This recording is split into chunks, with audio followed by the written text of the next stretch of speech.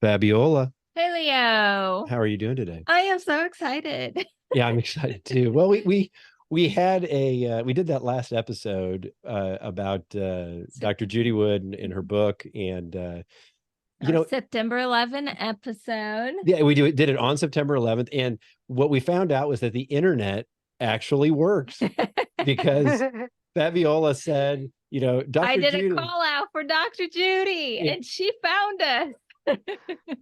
so we had some back channel connection made, Yes. and we talked a little bit a couple weeks ago, and figured out what we wanted to talk about, Mhm. and here we are with kind of a part two with Dr. Judy Wood in the flesh. So In the flesh. so Dr. Judy, let me introduce you first. Okay. So Dr. Judy Wood holds a bachelor's of science in civil engineering, a master's of science in engineering mechanics, applied physics, and a PhD in materials engineering science. These are degrees that speak to nothing less than an adult lifetime dedicated to scientific analysis and observation. This topic today is specifically her area of study, which is observing properties through image analysis. Dr. Judy Wood is also the author of Where Did the Towers Go? Evidence of directed free energy technology. We have it sitting here behind us. So, Dr. Judy, thank you and welcome for joining the Collective Resistance podcast.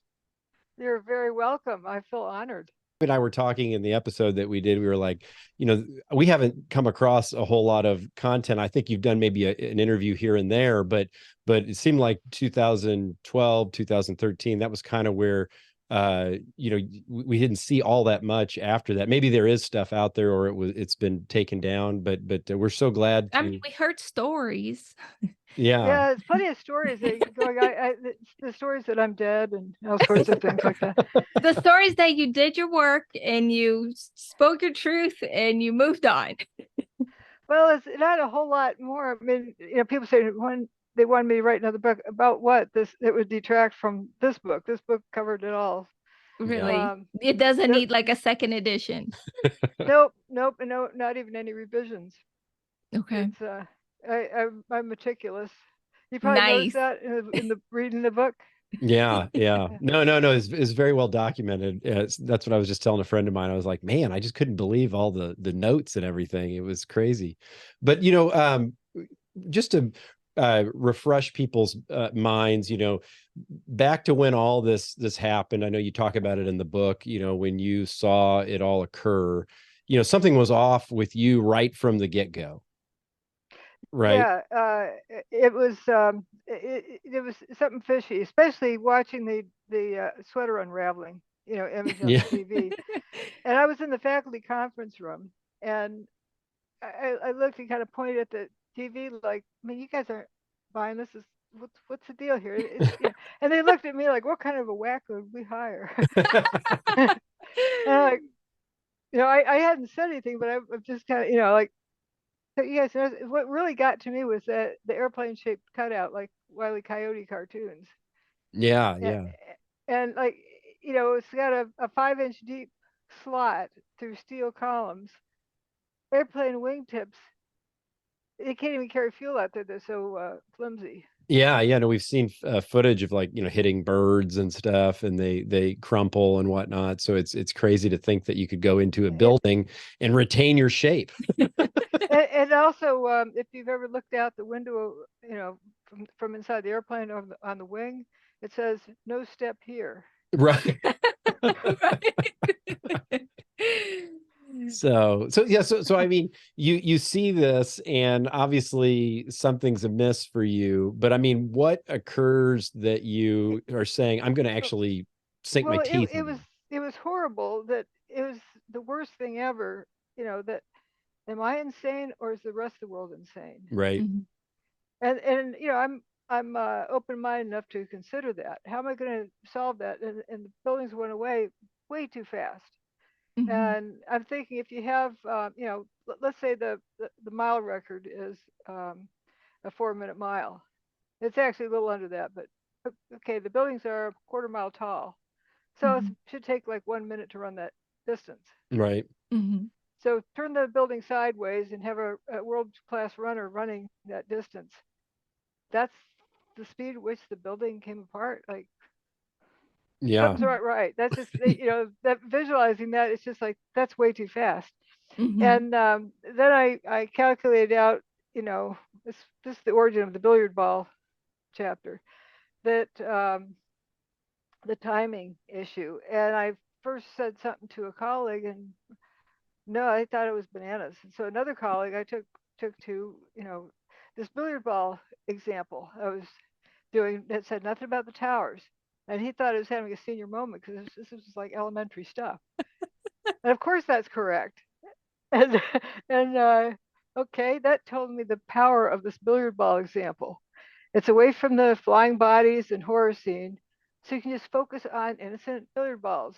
I use them because all the, not the cue ball, but all the rest of them, they're each a different color, all standard issue.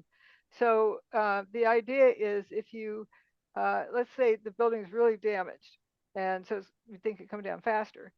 So every let's say 9 out of every 10 floors is missing. Okay. So you have somebody standing on every 10th floor with their hand out the window, holding a whatever color billiard ball. Like, let's say you have a blue one and a red one is dropped from above. You can't let go of the blue one until the red one comes by. Then you Mhm. let go of the blue one, and so forth.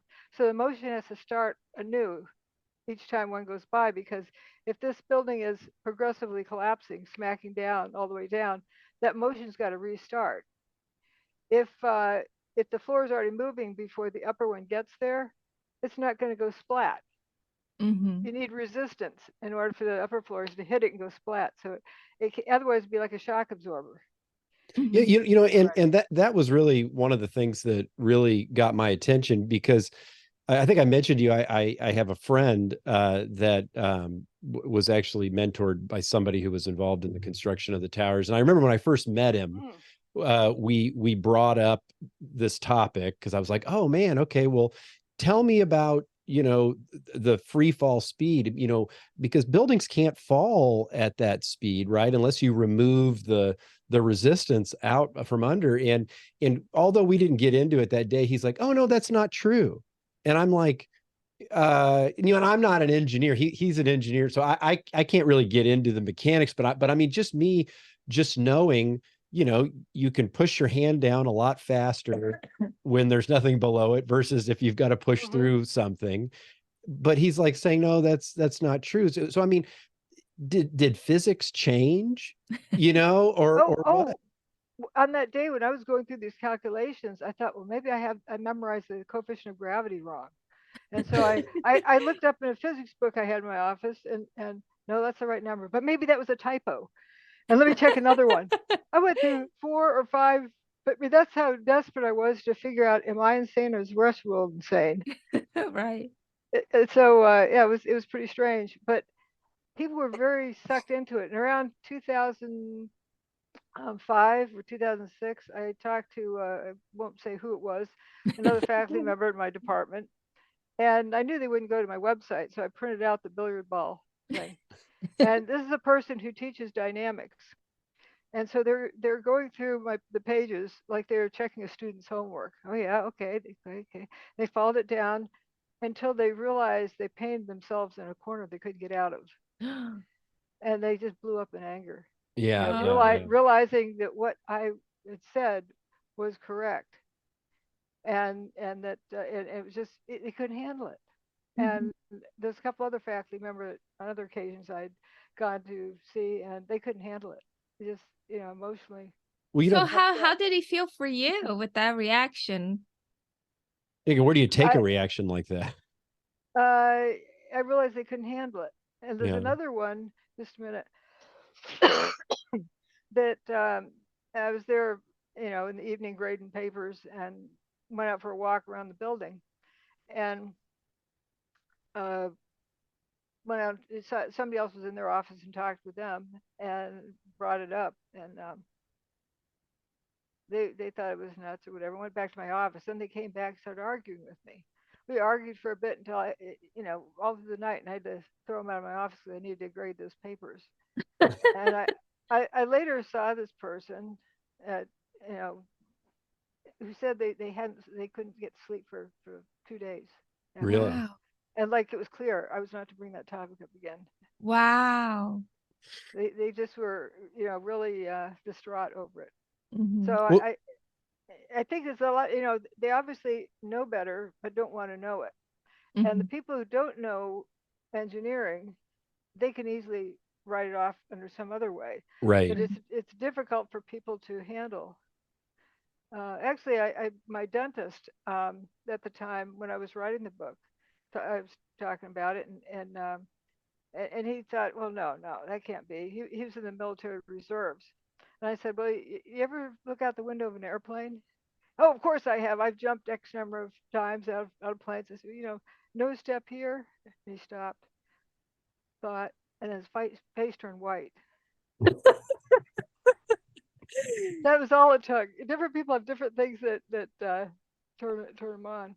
Well, well, you know, we talked about, you know, what were some of the things in your book that drew our interest over some, because you have a wealth of evidence that you walk through in the book and in your online presentations, like the one you did at the Free Energy Conference.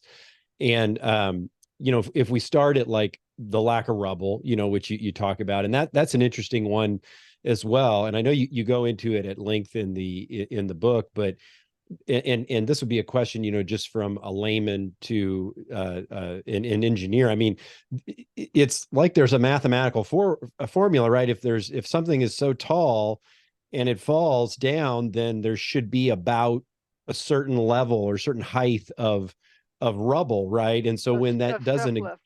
yeah, of stuff Yeah. left, and I think that when you pair this with that video you did of Stephanopoulos and Peter Jennings, where Stephanopoulos said that Yeah.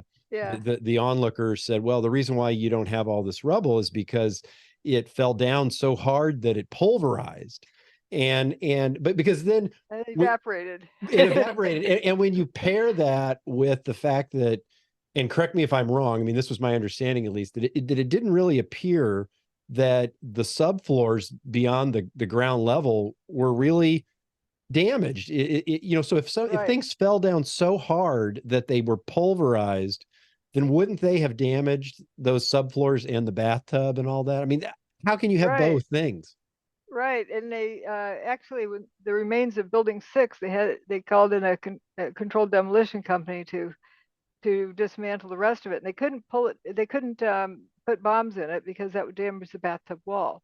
So Oh. they hooked a crane up to it with big cables and rocked it back and forth till they got over.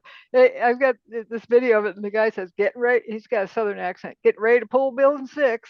And he's pulling it literally. And they took some bets with the bystanders, like $5 or something, that they wouldn't do it or whatnot. That was kind Jeez, of neat. that's just one of the craziest things, because I mean, I don't think that, you know, the way when it was covered initially, I think that, you know, they showed these close-up shots. It looked like there was a lot of rubble, but it's more, you're just not used to seeing this. But when you actually pan out and you see the photos that, you know, you present in the book, it's like, wow, I mean, you could see the ground. There was that ambulance that was parked right like near the front Yeah. door of one of the Yeah. towers, and it was intact. We'll go through. You know the famous flag picture.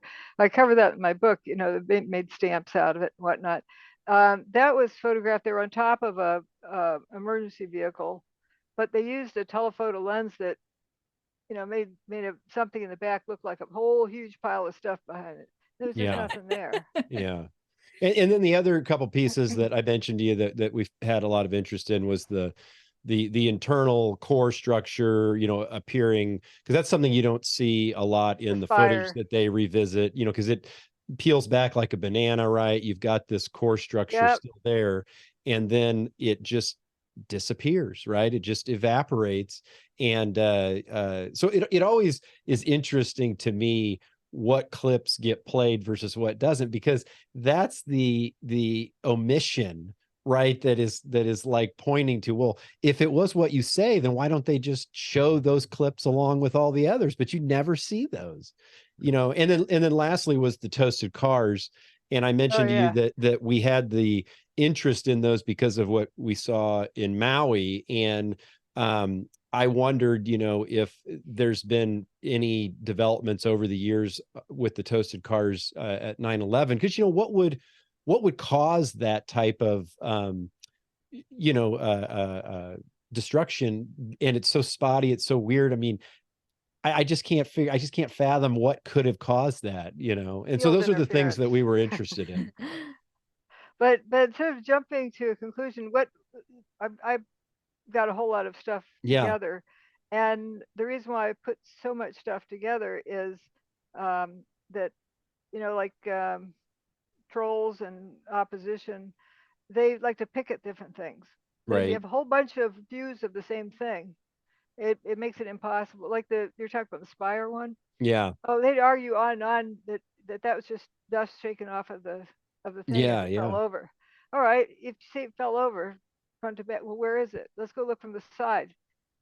Didn't fall over there. Let's look from this side, and then looking from all directions. No thing. It's like it turns into the stiffness of a rope. It just Mm-hmm.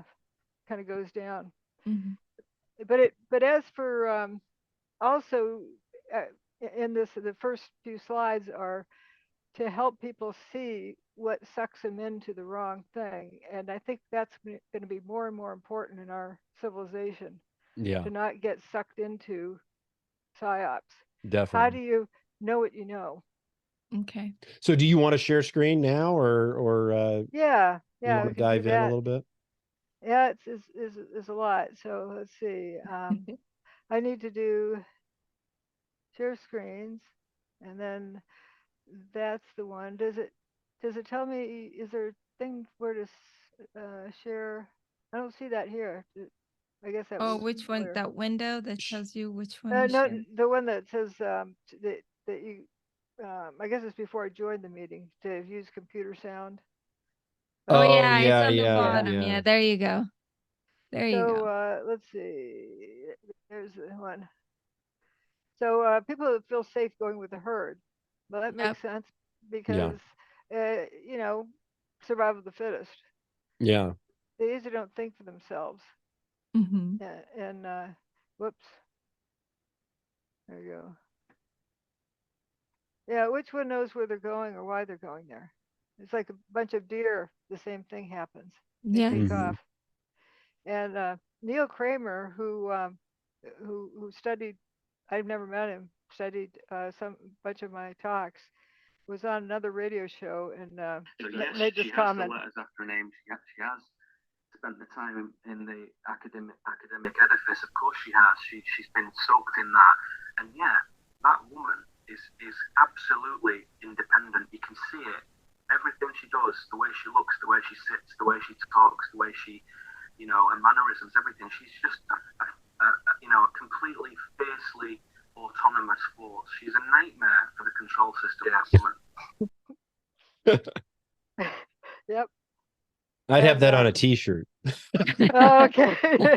I'm a nightmare for the and various characters in the truther movement were assigned to manage me, and they failed. right. You Right. were unmanageable and ruly. Okay. Now, the subtitle of this, Evidence of Directed Free Energy Technology on 9/11. I need to explain this a little more carefully because people misconstrue it. I'm not saying that such a device was used. I'm saying the evidence shows that such device is that free energy technology is a reality. And because remember what happened August 6, 1945, what happened in Hiroshima. Hiroshima? Yeah, it was evidence that we could have nuclear power plants. Mm-hmm.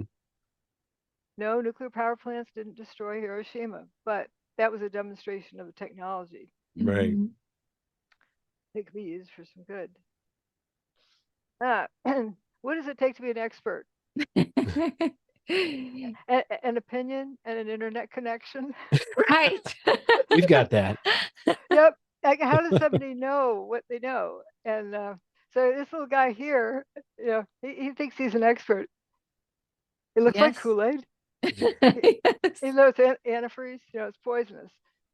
Right. But he doesn't know that. Mm-hmm. He doesn't know enough to know that he doesn't know. Mm-hmm. And so people who jump to conclusions based on something they saw on the internet often don't know enough to know they don't know. Mm-hmm. And whenever these events happen, I've found that there's mainly three stories that come out. There's the official story, the official conspiracy theory, and the truth. Right. Yeah, we've come across that multiple times in the process of producing this podcast. Yep. And if they keep you going back and forth between the official story and the official conspiracy theory, you don't look for the truth. Yeah, gotcha. But when you're busy going back and forth between those stories, you don't determine what happened. You assume what happened. Yeah. Well, and it's almost like you're using the momentum that a story gets. It's a certain sexiness to it, and then the truth may come along, but you're like, this has no momentum. I don't want to move to the truth because this other thing is already getting adopted. I mean, nobody's looking over there. Yeah. You know, I got to go with the herd. Yeah. And like for what the COVID business. Yeah. They told us, well, it's a lab leak, or is it from nature? Right. It's nature is the official story. So already you know it's something else. Right. Now, did you always have this inclination, or it was 9/11 like your moment of awakening? Before 9/11, I thought people were honest and things were, like they should be. Actually, it was 2000. That's really how I got into looking into 9/11. It was 2000, and I just moved to South Carolina, and then this presidential election went belly up. Oh, and yeah. it's in limbo, and they said, well, we can't fix this election, but we'll fix the next one. And then 9/11 happened, but the grown-ups were going to take care of that, research that, and so forth. And then it came to the 2004 election, and that went belly up even worse. Right. And then I went, they're not fixing the voting business. They ain't going to fix 9/11. Right. I mean, the TSA is, I think, is kind of like a cartel, like you're getting everything out of it you ever dreamed of. Why revisit what happened 20 years ago or even 22 years ago? Yeah. In one of my talks, I showed the parallel with Lance Armstrong and 9/11. It was so long until they finally got to the bottom of the cheating. And tell us about the cheating. I'm not making a connection. No, Lance Armstrong, you know what he did with the bike drugs. races. The drugs. Yeah. Oh, okay. Right. People kind of knew it all along. Right. They covered up because it brought more publicity to the Tour de France. Bike sellers got to sell more bikes, and everybody was happy. And he raised a lot of money for cancer or something? Yep. Yeah. Yep. So you don't want to mess with that. Fine. It benefited more people. Yes. But then, 9/11, same thing. It pays to keep the cover up in place. Yeah. Because look at all the universities get mega funding to design flying spy gizmo, right? The airport security stuff, all sorts of stuff out there. That it's a big industry. Yeah. And there's no motivation except for people who just want the truth to break through that. Yeah.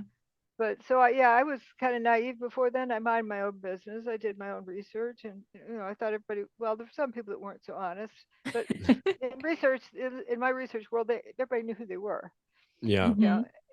And like for example, you don't present somebody else's work at a conference. Right. Yeah, you were telling me about that. It's and then but in 9/11 they start, grabbing somebody's work and running with it, and they don't understand it. So it's tough.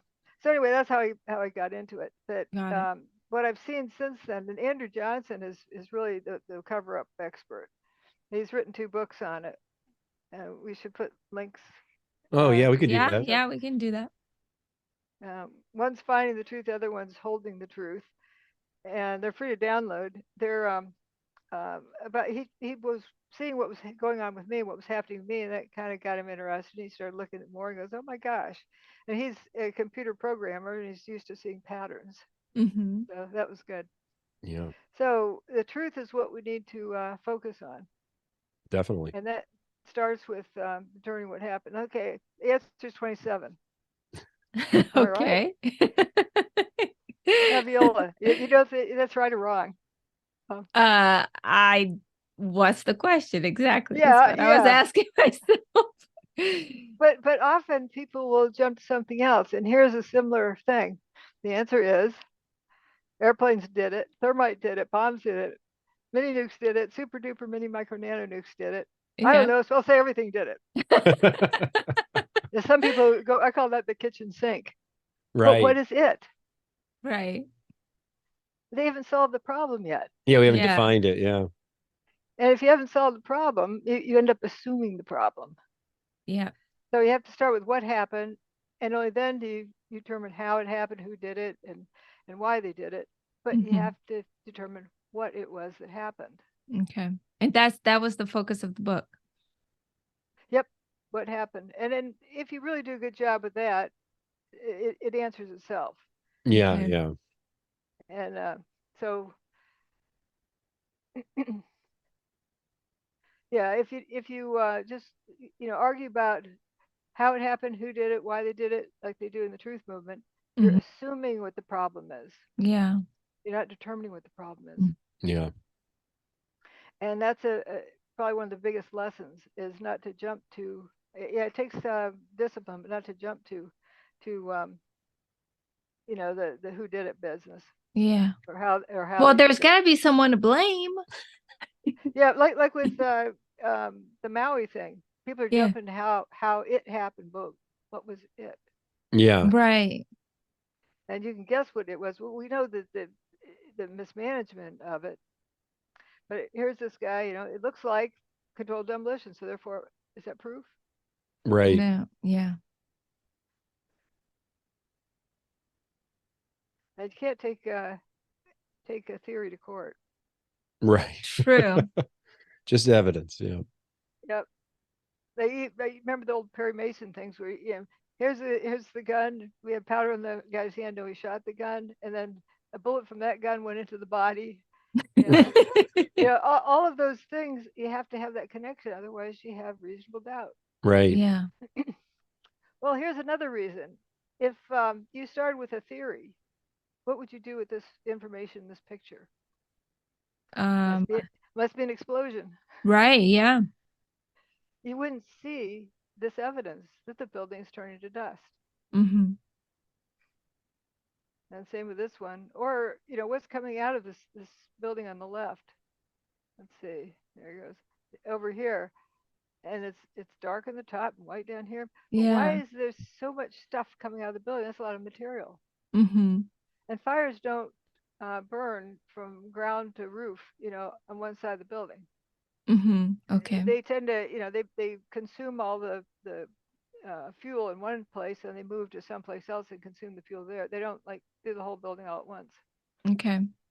Yeah. And when we talk about dust, I mean, obviously a lot of buildings have been demolished, and although we see some dust with those, I mean, and I guess maybe it's just because these were like two of the biggest buildings in the world, so people just gave they gave it a pass, saying, okay, yeah, that was a hell of a lot of dust, but these were the biggest buildings, so they're going to do a lot more than a typical building. Is that basically as thoroughly as they went into that? Yeah, that's the excuse, a rationalization kind of.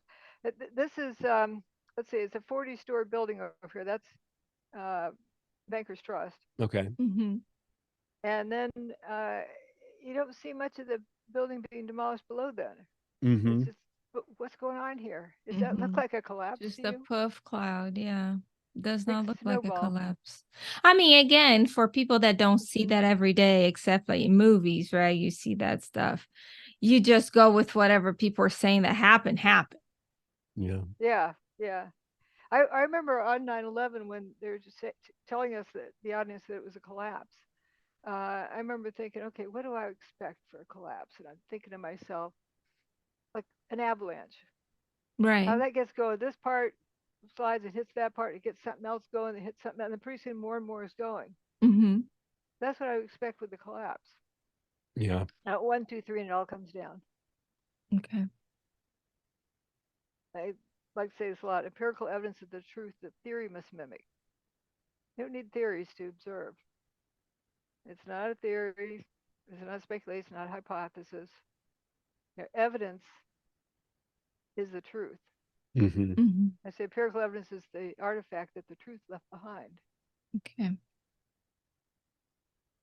So how do you cover up evidence that's in plain sight? I think you go with the make up a story. Well, you just don't talk about it, right? You call it a theory. theory. This is why the truthers say, oh, she has a theory, but she has no evidence to support her theories. So it's a theory. That's right.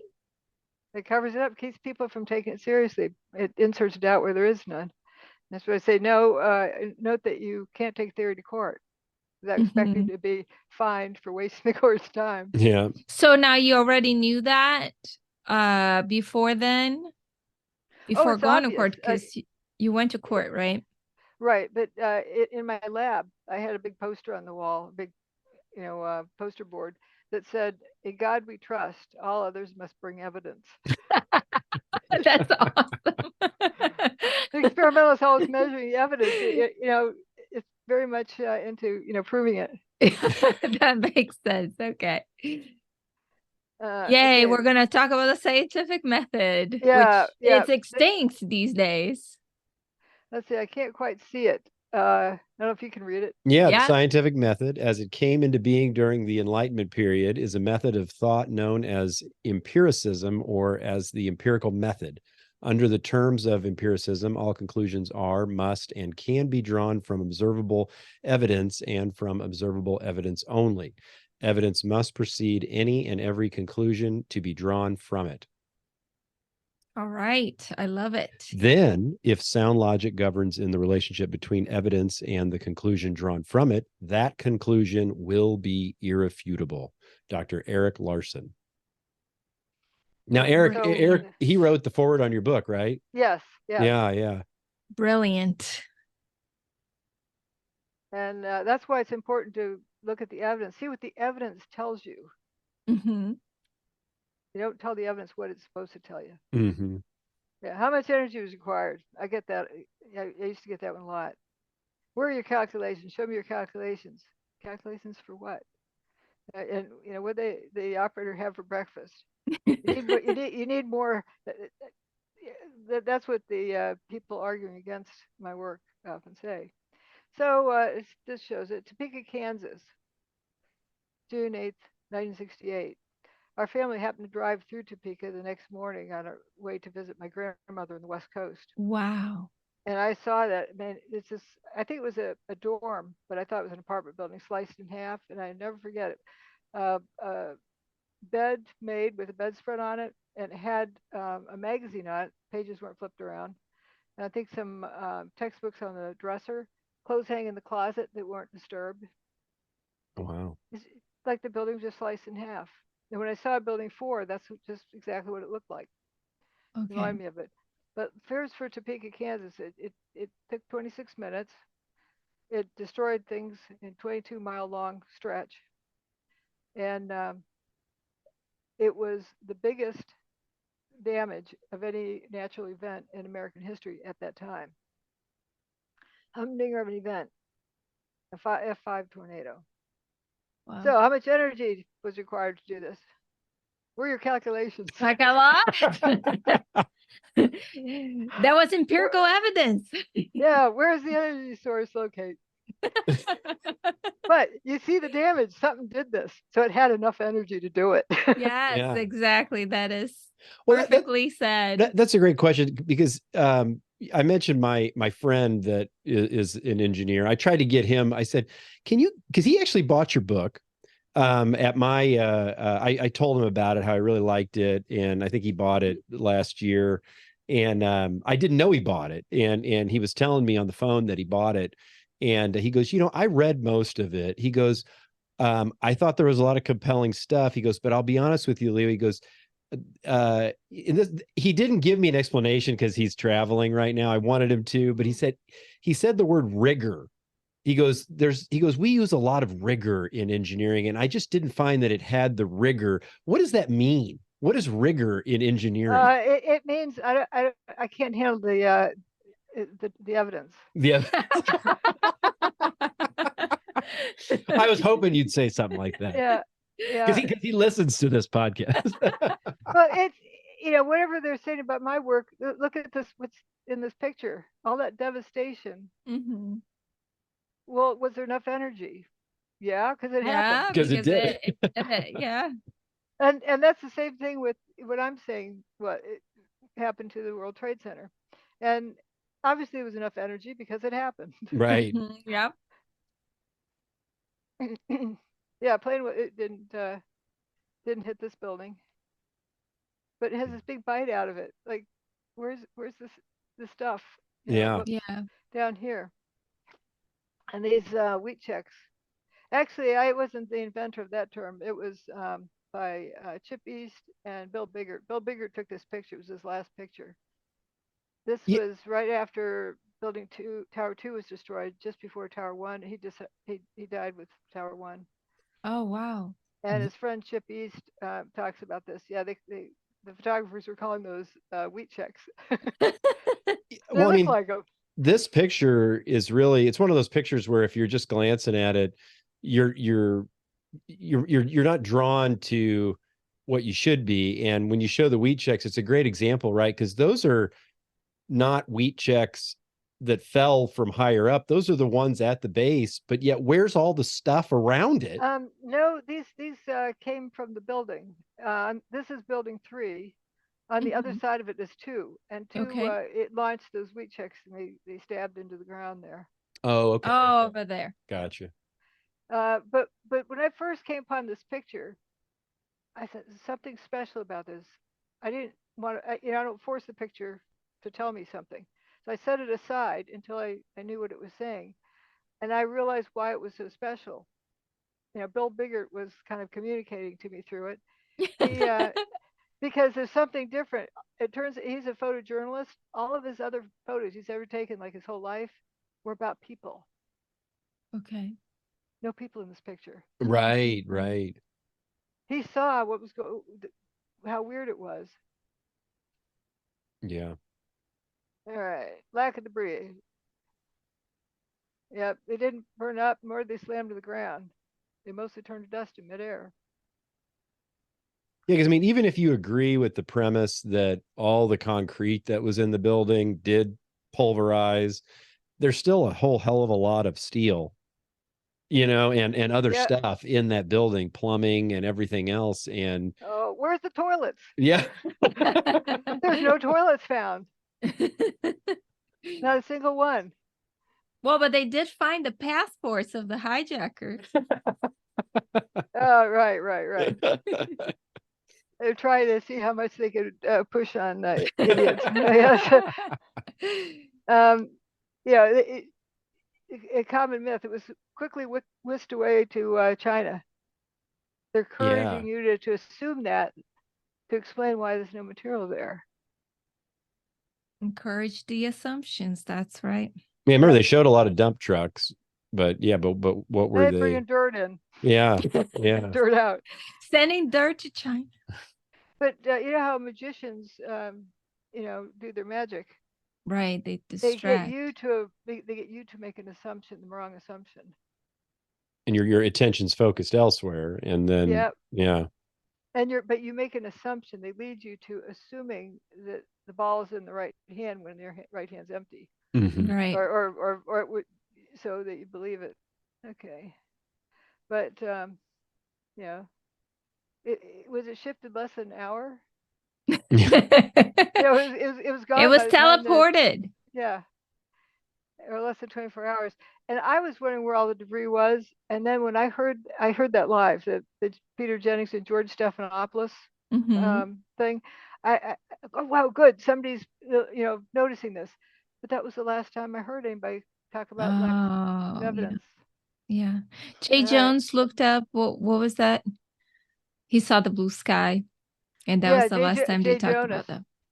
No, well, Jay Jonas was one of the first responders or the firefighters who was in Stairway B. Okay. All right, here's the famous one. Down in Lower Manhattan today, George.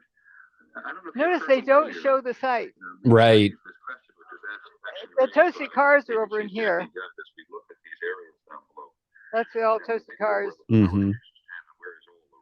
He repeats it, so. Is there any way you can answer that question? I'm sorry, Peter, I didn't get the question. Okay, I apologize. Jackie, Judd, and several other people keep asking us, when you look at where the towers used to stand, there is surprisingly so little rubble. Where did it go? It's a very good question, Peter, and I have asked some people to doing some of the rescue and recovery work this morning. If you look behind me, you can see the very remains, the skeletal remains of the World Trade Center. And one volunteer, Robert Gerlinsky, explained to me the reason there's so little rubble is that all of it simply fell down. It was pulverized. That's the best. It just all fell down. Pulverize is a grinding process. Vaporization and evaporating takes real high heat. Mm-hmm. But see, people don't know. Yeah, I'm not holding. He's not a physicist. I'm not holding him accountable for this language. So here you're going to work. You cross the East River. You come in now to orient people. That's north direction, and the north tower. You can tell which one it is. It had this TV antenna on top. Yep. And there's building 7. Mm-hmm. And then you come around West Street. There's building 3, that one that you saw the bite out of. Right. Okay. You're going to work in Bankers Trust, that building, at about the 22nd floor. And you go up into your office and you're going to look out the window. What do you see across the street there? Yeah, you'd think you'd see a huge pile. Yeah. Whoops, where'd the building go? It disappeared. Building 3. The building 3 isn't much left there either. And the distance, you see the outer walls of some outer walls of Tower 1. But notice There's you nothing. have, yeah, this is soon afterwards. How did you find these pictures? Oh, I've been trolling for pictures, years, I find good ones and stash them away. Now notice you have a reflection of the windowsill here. Uh-huh. The window's intact, right across the street from a 110-story building. Wow. Going away, and the window isn't broken. Yeah, because you were making the point that especially if it's going down at such speed, the projectiles and the pressure, right, of pushing everything out as it's being smashed is quite intense, right? Yeah, and the bottom it would be going at Mach 2 or something. Yeah. So what have you had people talk about this evidence that in this picture in particular? Did you talk to anybody about it? Did anybody come back with anything? You get various, I was going to send you a link to a troll Olympics. That's what I call it, where the blog owner posted something like her book just came out. Like, okay, go get it. Okay, see if you can debug it. Go back and forth, something like 545 comments, and they just couldn't get there. But they would make up stuff. Right. Like all the stuff is been carried away or it went to China. Right, they had already cleaned it up. Okay. But there's no evidence to that effect. Mm-hmm. Oh, another one they do is all the photos are fraudulent. They're fake. Oh yeah. Well, if you're gonna make that comment, you need to have evidence to prove it. Right. Yeah. And here we go back to seeing where we are. Now we're going to go look the other direction. That's building 4. We're going to see what it looks like from there. Whoops, where'd the main body of building 4 go? Wow. You could sweep up what was left there. Yeah. And remember, Tower 2 is, this mouse keeps going to sleep. Tower 2 is over to the left. There it goes, over in here. And, it looks like it was going to fall down there. It started leaning that direction. Wow. So that's pretty weird. Yeah, very weird. Yeah, it looks like leaves in a yard, just barely covering the grass. And actually, that picture of Baker's Trust chopped off like that image, took me back to that Topeka. Yeah. Tornado, because that apartment building sliced in half. Mm-hmm. Okay, here's what the site is. There's not much left. It's but we're going to go down in the ground. I think you wanted to see that one, right?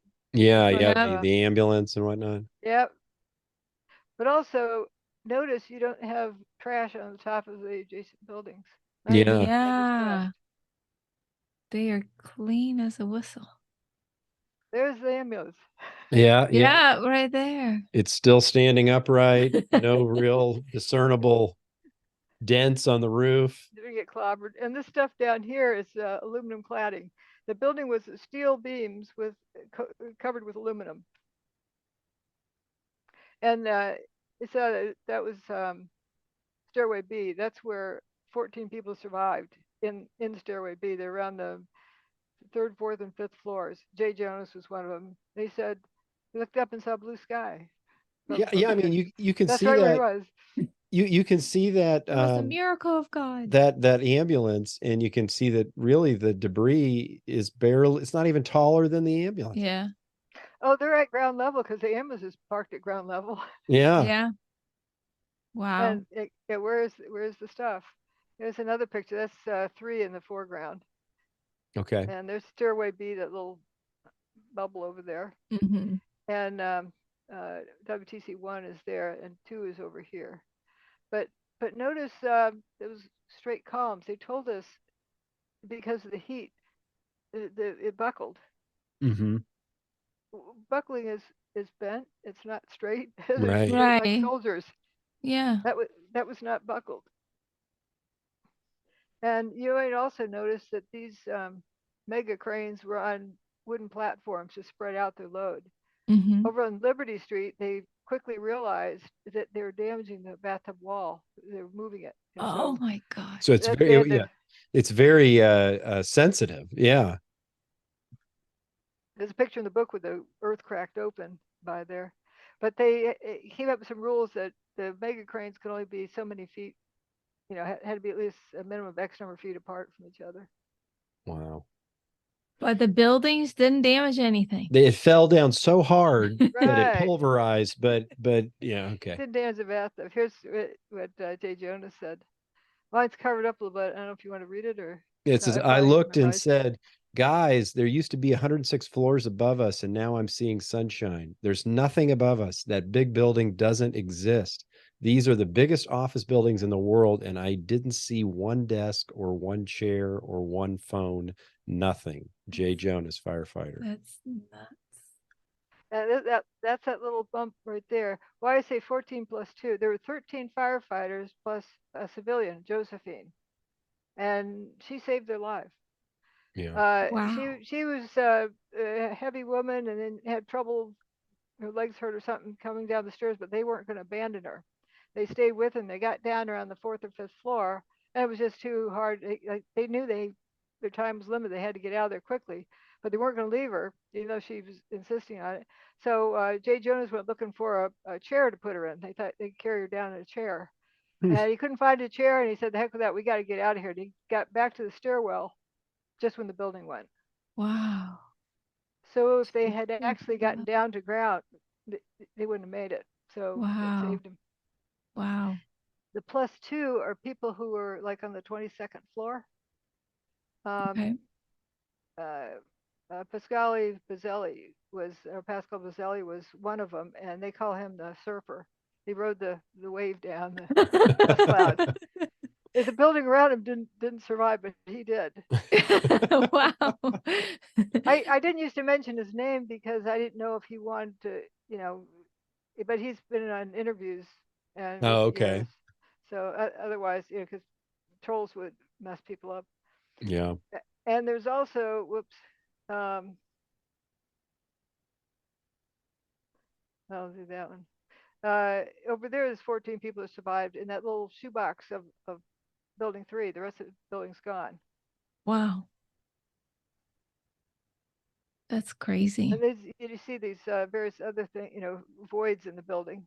I'll talk about. And there's that missing part of building 4. Yeah. Yeah.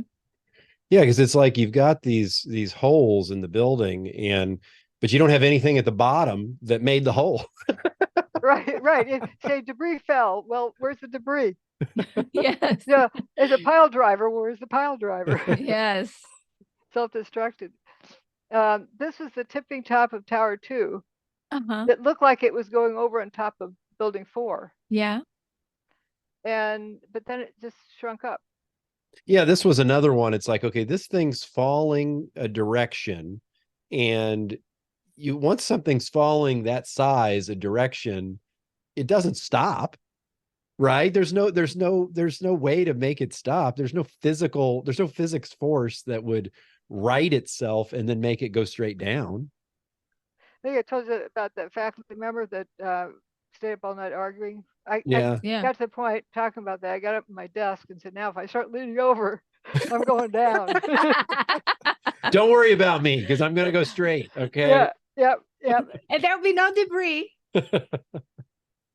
But you talk about conservation of momentum, angular momentum, it is conserved if the building is turning to dust. Right. It's no longer a rigid body. Each little speck in the building can keep rotating. Mm-hmm. And so it looks like this rotation is stopped. It's a pretty subtle thing. But why I'm showing you this is the top, kind of disintegrated before it went down. And people say that Building 7 was so different from the towers. No, think of that like Building 7 on top of that. And, it kind of shrunk up there as it continued. Yeah, it's there and then it's not. Yeah, it just shrinks up before the rest of it goes down. Okay, we're going to go look at Building 4. Building 4 was right down below where that tipping top was. Okay. And there it is. That was the one that had been cut. Yeah. Yeah, it looked like the top was Yeah. cut off. And here's the actual photo. It looks like you could take a broom and sweep. Yeah, there's nothing. Yeah. There's nothing there. That's Like I said, it's great. like leaves on a yard. No toilets, no desks, no phones. Oh, Burger King there. That's an important place. Seriously, imagine sitting in that Burger King that day and the building across the street goes missing. Just as Yeah. years. And the other direction, to this person's right, is a lot of those weird fires of vehicles. But they still had power to the Burger King, and they were flipping burgers for the firefighters. Wow. They stayed operational. And that Burger King is still there. When I went about 6 months ago up there, had to go in the Burger King. Still there. Experience. So now, what was what it there? like. There wasn't any of the antenna, right? The big TV antenna. Yeah, the one on the very top. Of the Yeah. building. That is in the I call it the PSYOP museum. Yeah, is it? It's an amazing bit of PSYOP work. Yeah. But they have that in there. Wow. So now we're going to look at there's a mall like one layer down underground. We're going to go right down there, and there's these firefighters looking to rescue somebody. They're walking right along there. There they are. There's Innovation luggage and Hallmark cards. Yeah. Little shopping And knowing area. where they were, that's under where the building went missing up above. Mm-hmm. It Wow. didn't punch down through there. It didn't. Now this is a fun picture. I've got a fun story. There's a lawyer. This is a 22-story building. He's on this very end. Okay. And he's got a case that day. He's not gonna let anything distract him. He's working on his case right up there. And something weird's happening. Something blew up or hit Tower 1. I've got my case to work on. He's very focused. Yeah, and then something happened with Tower 2. He's still got to work on his case. But then a firefighter was charged with coming across the top floor and getting everybody out of the building. And just when he arrived at the lawyer's door for his room, he said the hallway he came through disappeared. Oh, wow. Then the lawyer decided finally he's going to come down. It's like, okay, time to go. Things are disappearing. When I first read that, the firefighter said that hall he just walked through disappeared. Yeah, but so there, did he there it go into was. that? Oh, that was it. Okay, okay, I see. That was it. Yeah, That it was intact. Wow. This on the top floor, and the firefighter he turned around right then the hallway disappeared, chunk of the building. Wow. It's not like he felt something hit the building. It was vanishing. magic. Yeah. It disappeared.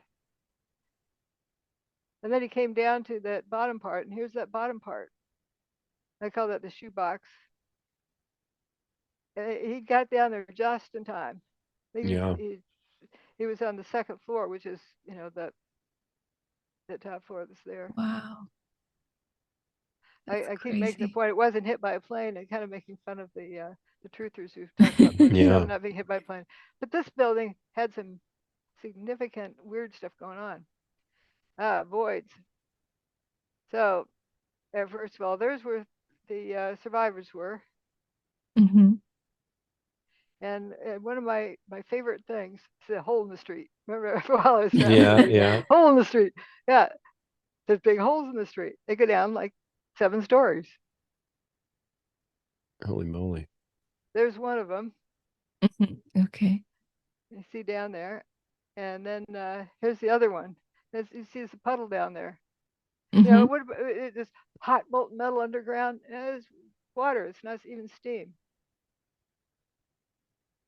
Wow. So here's kind of a summary of the various voids I noticed. I emphasize them here. Lots of holes. They look circular. Mm-hmm. And then those are the holes that we just looked down into. Are there? It's where the tornado touched down. Yeah. Actually, it looks sort of like maybe somebody weaponized a tornado. Of course, the Burger King. Mm-hmm. Flipping burgers. Yeah, it just blows my mind. Yeah, it just looks like something that you could sweep up. It just does not look like a pile of any sort. Okay, here's building 6. Looking from the other side, let's see. You see where the arrow's pointing? Yeah. Mhm. We're looking from that direction into there, and so here's a picture from in there on the left. You talk Yeah. about being down to ground level. Well, let's see. 1, 2, 3, 4, 5, 6, 7, 8. It's an 8-story building. Wow. Yeah, that is crazy. And there it is. We'd been looking over this way at it. And this Mhm. is that part. Get rid of pole building 6. That's it. They had to take that down with cables because they didn't want the bathtub walls right here, and they didn't want to Mhm. damage that. And you see where building 7 is over here. How it's much lower down. There's hardly anything left of it. Just the outer shell wadded up. And It's a miracle. It's Christmas magic. oh yeah. And so now more voids here. Notice that there's no dings in the roof here. No dings.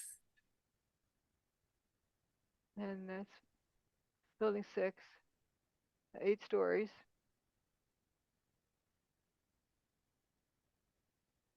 Yeah, that's just crazy. Yeah, bare sidewalk. This is another thing I was just fascinated with. Building 7 didn't spill across the street.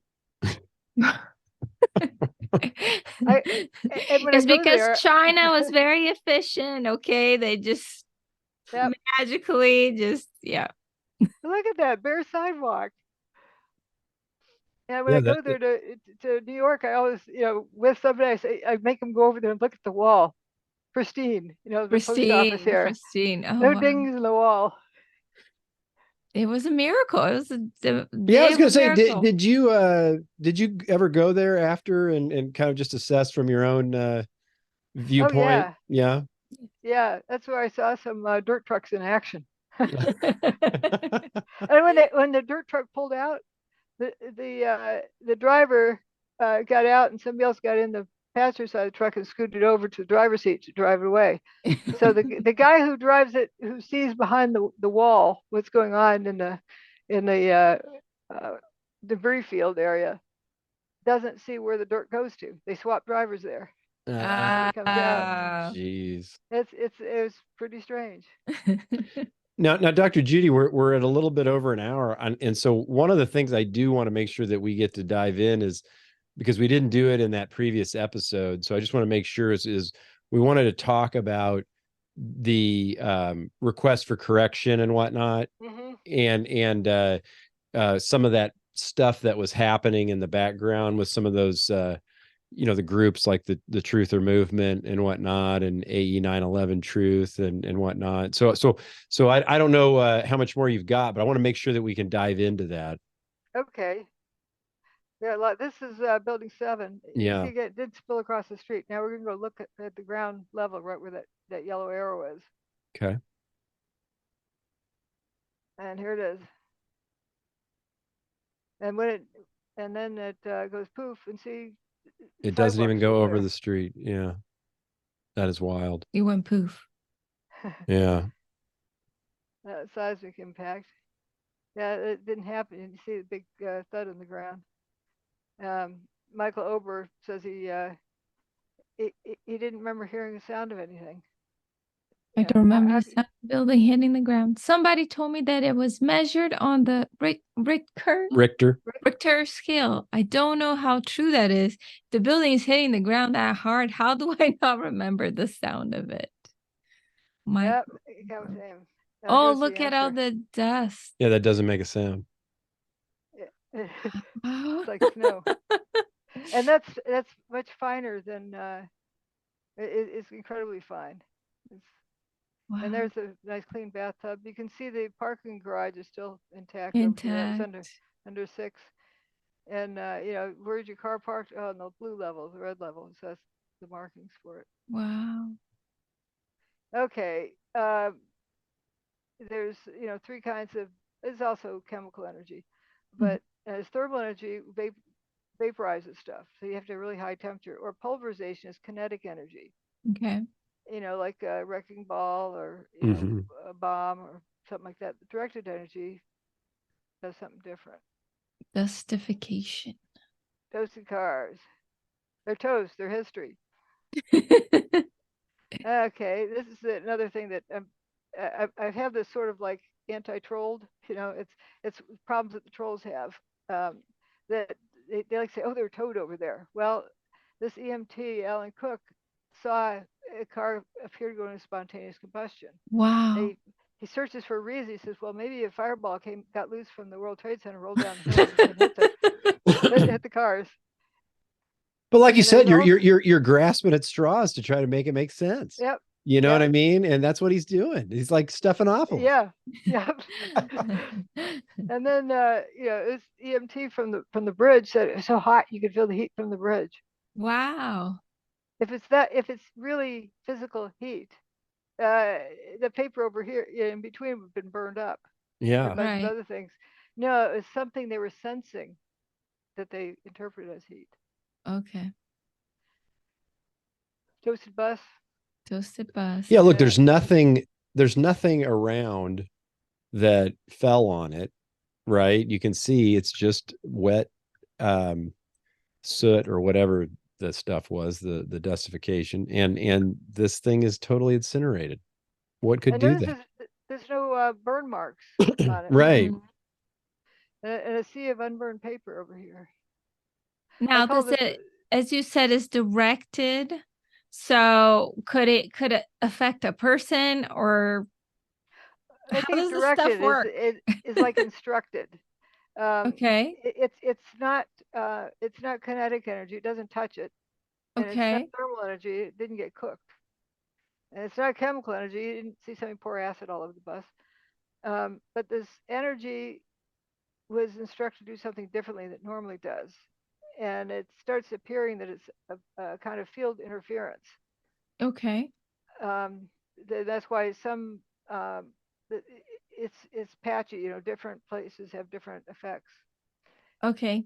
And does it have an effect? I remember at one point, I don't know if it wasn't on the presentation we put, but maybe it was in the book, where there were people jumping out of the buildings with no clothes on. Did you say anything about that? Yeah, she talked about that at length. Can we talk about that just a little bit? Okay, that if I were in the top floor and I was told the building was on fire, we might not get down, or it might be tricky. First thing I'd do is get all my extra clothes out of my desk, soak them down before we lost water pressure in the bathroom, Okay. and wrap them around my head and so forth to head out. So I'd be wet. If the sprinklers kicked on, I'd be wet. If you're hot and sweaty, you'd be wet. And one of the things we know, I don't know what this was, but microwave weapons, like for crowd control, they have the active denial system. That wet stuff is a whole lot worse. Like in your microwave oven, if it's wet, it cooks. If it's dry, it doesn't. And so that made sense. And then there's this one particular fellow that's hanging from a hand and a foot, dangling out of the 105th floor, appearing to take his pants off. Why is it so important for him to take his pants off, dangling from the 105th floor? It was burning him, right? Or might have been wet or something. You know, his pants may have been, and it was harming him. The trolls often say, well, if it's really hot from a fire, you know, they're trying to cool off. But firefighters don't fight fires in the nude. Well, and to your point, if you're hanging out of a window, are you going to? How bad would it be to have to risk falling because you're trying to get your pants off? You know what I mean? I'm just like, yeah. And there's several of them that you see that take their shirts off, and you know, there's one that's falling. It has a pant leg dang, you know, with the pants, you know, trailing off behind it. I don't think that these people voluntarily jumped. Right. Now, if you put your hand on a hot burner on the stove, you don't say, should I take, you know, I smell something cooking, should I take it off? No, your hand just flies off. Right. If that was your environment up there, like it was a microwave, you're just trying to get out of the way of that microwave. You're not thinking about where you jump to. You're just jumping out of the way. Right. Because there's a lot of them out there. There's one guy is flapping his wings, like you know, trying to. Yeah, he's not expecting to be out there. Some of them look like. It also, if you're going to jump, wouldn't you have a picture of your loved one, that take it from your desk and put it in and hold it, or have some identification? These are all empty-handed people, and so it was terrible. And as I said in the book, what made me be able to deal with it is these people needed their story told, like that guy hanging from a hand and a foot out the window. And you know, that's horrible, dying and not having anybody know what happened to you. Yeah. So and that's perhaps the power of all of that, is that, you know, people want to they want to, I don't know what the word is, victimize the like you said, what appeared to happen, and so you can't inspect it. You know, you need to be able to inspect it if you're going to understand what you're going to do from it. But everybody's like, no, it's just such a traumatic thing. We need to just respect it for what it is, which is just drop it. It happened. Just drop it. Yeah. Tragedy, traumatic. Let's not talk about it. But there could be a lot of good information that helps us infer what's happening. Yeah. And if that person from beyond the grave could actually speak to you, what would they want you to do? Yeah. Don't talk about it. Okay. Don't talk about my pants. Just pretend I never existed. Right? Right. Anyway, I call this the swamp because you see it looks like all the fire hoses and stuff on it. They look like a swamp. Yeah. And you know, these aren't like burned cars. They look more sandblasted for a new paint job. Okay. There's other things, and then there's a picture of the bus later. It looks moved and more deteriorated. I don't know if I would think if a front end loader came along and tried to mash it down, it wouldn't just be there. They would want to mash it, but it also looks more damaged. Because that was something that was one of the points you're making in the book, that like the effects continued on. Right. Yeah. Yeah. It's like a reaction that has a you know, a certain amount of time that it's active, and it's going to continue to deteriorate whatever it's focused Yeah. on. Now, It's did the not- book ever go into the mechanics of how do you target certain things? No, I can't. I'm not. It's not my crime. I didn't. Yeah. But I can find parallel evidence, and I show that. Okay. And John Hutchison actually uses microwaves. He has a static field, and he interferes radio frequency signals in there, and then weird things happen. They all look like they came out. How I found his site was I tipped upon a blog, and oh my gosh, somebody's got some more pictures of the World Trade Center. Wait, that's not the World Trade Center. You know, I realized they replicate all of the issues. Yeah. Oh, from what happened in 9/11? No, he Just from done this different. for years, over years since the late 70s. Okay, onward. late 70s. So there is sign of other events that may have used the same technology. Oh no, he does it in his living room. It's experiments. Experiments. Yeah. Were there There have been other events that I suspect. I haven't studied them in great detail, but I like the before or after? Well, the mirror building, in Oklahoma City, it looks a lot like Building 6. It has cylindrical holes in it. Okay. Yeah, the one that was supposedly blown up, but not the Unabomber. Timothy McVeigh supposedly it was removed. Bomb. Fertilizer bomb. Yeah, on the front of the building. Parked on the street. Yeah, they had toasted cars there too. Interesting. Okay. So here's this door. Patrick Connolly came out that door. And because the dust was all up and blocking out 100% of the sunlight, you couldn't see where you're going. You couldn't see your hand in front of your face. Okay. Then he said, but thank goodness the car started lighting up. Then he could see where he was going. And so he came out that door, went up the street. Oh. So here's a video of all the cars. Notice the door handles are missing. Yeah. But that is still different than what we saw in Maui. Yeah, it's a different thing. Like I have a picture with plastic door trim that's not melted. Okay.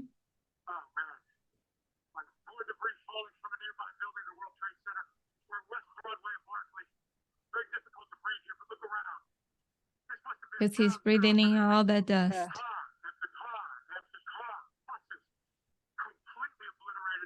So look at the engine cover. Yeah. Yeah. Who knows how much is in there is gone. And those cars aren't. It's not like they're smashed. You know what I mean? Yep. And one of the biggest things that would be the difference with physical fires is notice how there's no rubber gasket around there. 100% of the gas is gone. Yeah. That is crazy. His engine covers this flopped over mail truck. And I'm trying to remember, Dr. Judy, in your book, I mean, did NIST talk about those cars at all? Nope, not to know.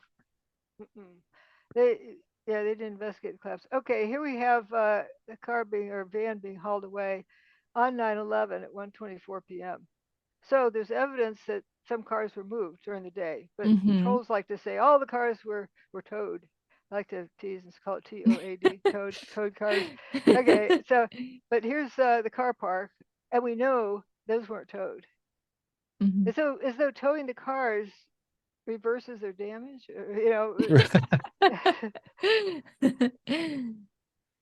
They were not towed or moved. Yeah, and so here they are before they were toasted. Then the upper right is where they're during toasting. So that's they were right. They were not even that close. Correct. It's like a quarter mile away, half mile away. Yeah, distance. That is crazy. And there's the not towed. Now notice this one in here is black. I thought it was white because I first found the toasted picture. There's a black car out there in that aisle. They're I running for see. cover. Yeah. So you see right where that is, right where it's happening.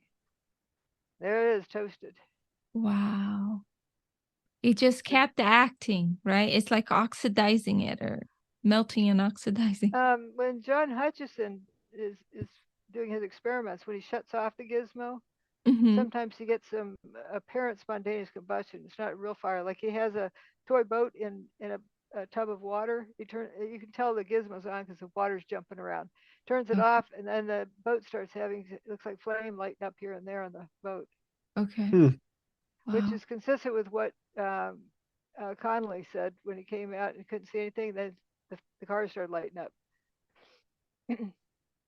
So for the trolls who like to discount all the toasted cars, saying they're towed. Yeah, this is the same cars. Yep, the same cars. Now they tow them. Well, we saw it while they're It's toasted. interesting So that there is some vegetation there and there's even some vegetation still left. yeah, You would think that would burn with it wasn't from heat. It may turn into a conventional fire later on, but it doesn't start out that way. Okay. Okay, it's some weird stuff in there. And then this intersection here, I know where that car is, and that's where it's a one-way street, Park Place. So we know the street goes from west to east, and here it is. So we know there's a one-way. So we know that to the right is the World Trade Center and the bus and all.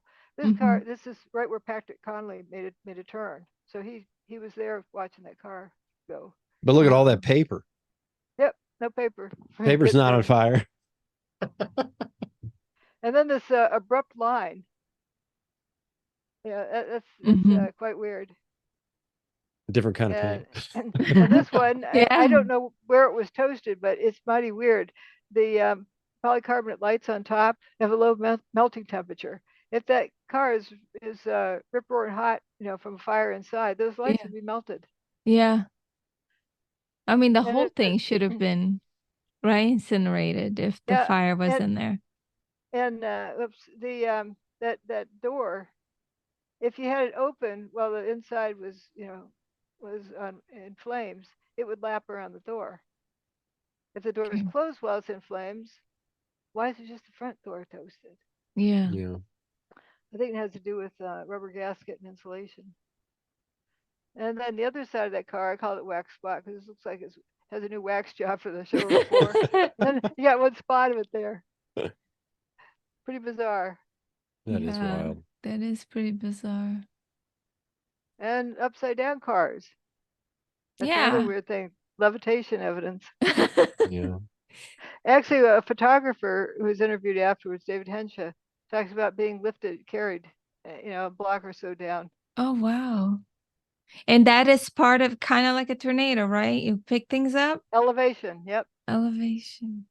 It doesn't take, somebody right after my book came out from Florida said he was an assistant coach or something in a high school.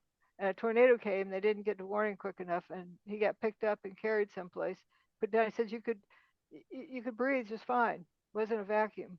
Oh, wow. And he said proprioception was exceptional. It was pretty weird. So look at the plastic frame around here. There's the metal brightwork got messed up, so it's material specific. Yeah. And you have a seat belt here that's not burned. Oh, yeah. How weird. Weird fires. Hot things glow, but not everything that glows is hot. That's I think of fluorescent lights. Yeah. So there's a swamp there. We can go through that one faster. We're gonna look. Okay. Oh, that was Patrick Connolly's door there.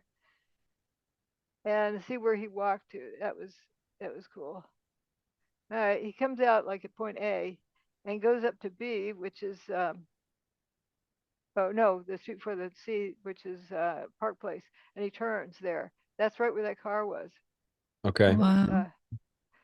But notice this no debris on either side. If it was burning material flying through the air, why did it only land on the cars? Didn't land on the paper on the street. It didn't land on any of the buildings.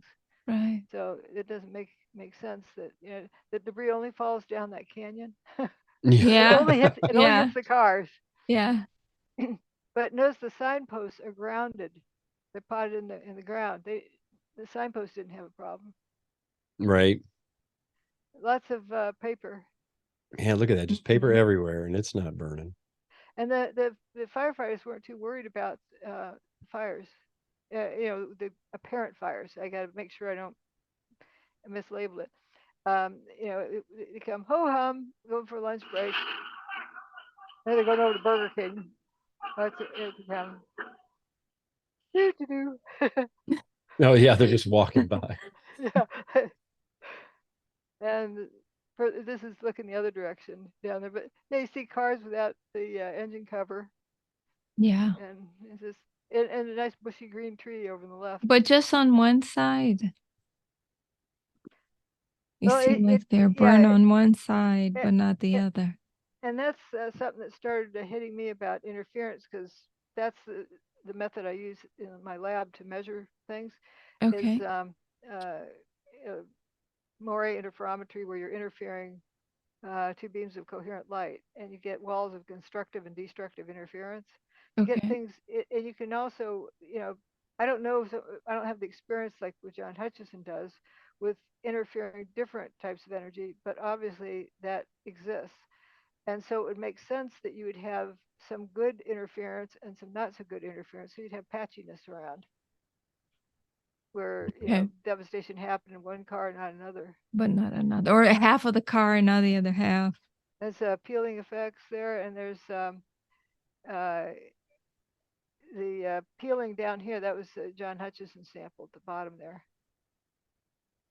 It's extruded aluminum, but why is it like delaminating peeling? Yeah. Mhm. And of course, more toasted cars.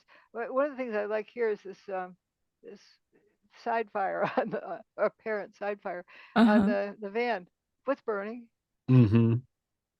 You know, it's and paper isn't burning. That's true. Lack of high heat.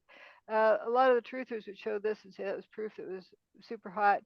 And according to you know, reports that came out, they had a color chart, and then right here at point E, it was supposed to be 819 Fahrenheit, right when this picture was taken. Yeah, Mhm. how the hell are they down there? There's a lake. The water main broke. Mhm. There's, That kept them cool from the yeah, 819 Fahrenheit. yep. And the truthers like to say there's hot molten metal. Well, they want us to believe that these guys are hiking through hot molten metal. Yes. There are no steam explosions either. Uh-huh. And there's the point E. Yeah. That's kind of scary, because if we're talking about different frequencies and energy, and I don't know much about that stuff, I mean, and we talk a lot about, you know, cell towers and 5G and 6G and all that. Thank you. Is there Yes. any relationship? One thing that bugs me about the cell phone towers is where's the environmental impact statement? Yeah. You know how they discovered microwaves can heat stuff for a microwave oven? Yeah. They Yeah. used it for transmission for radio waves, and During the war, right? Vietnam, I think.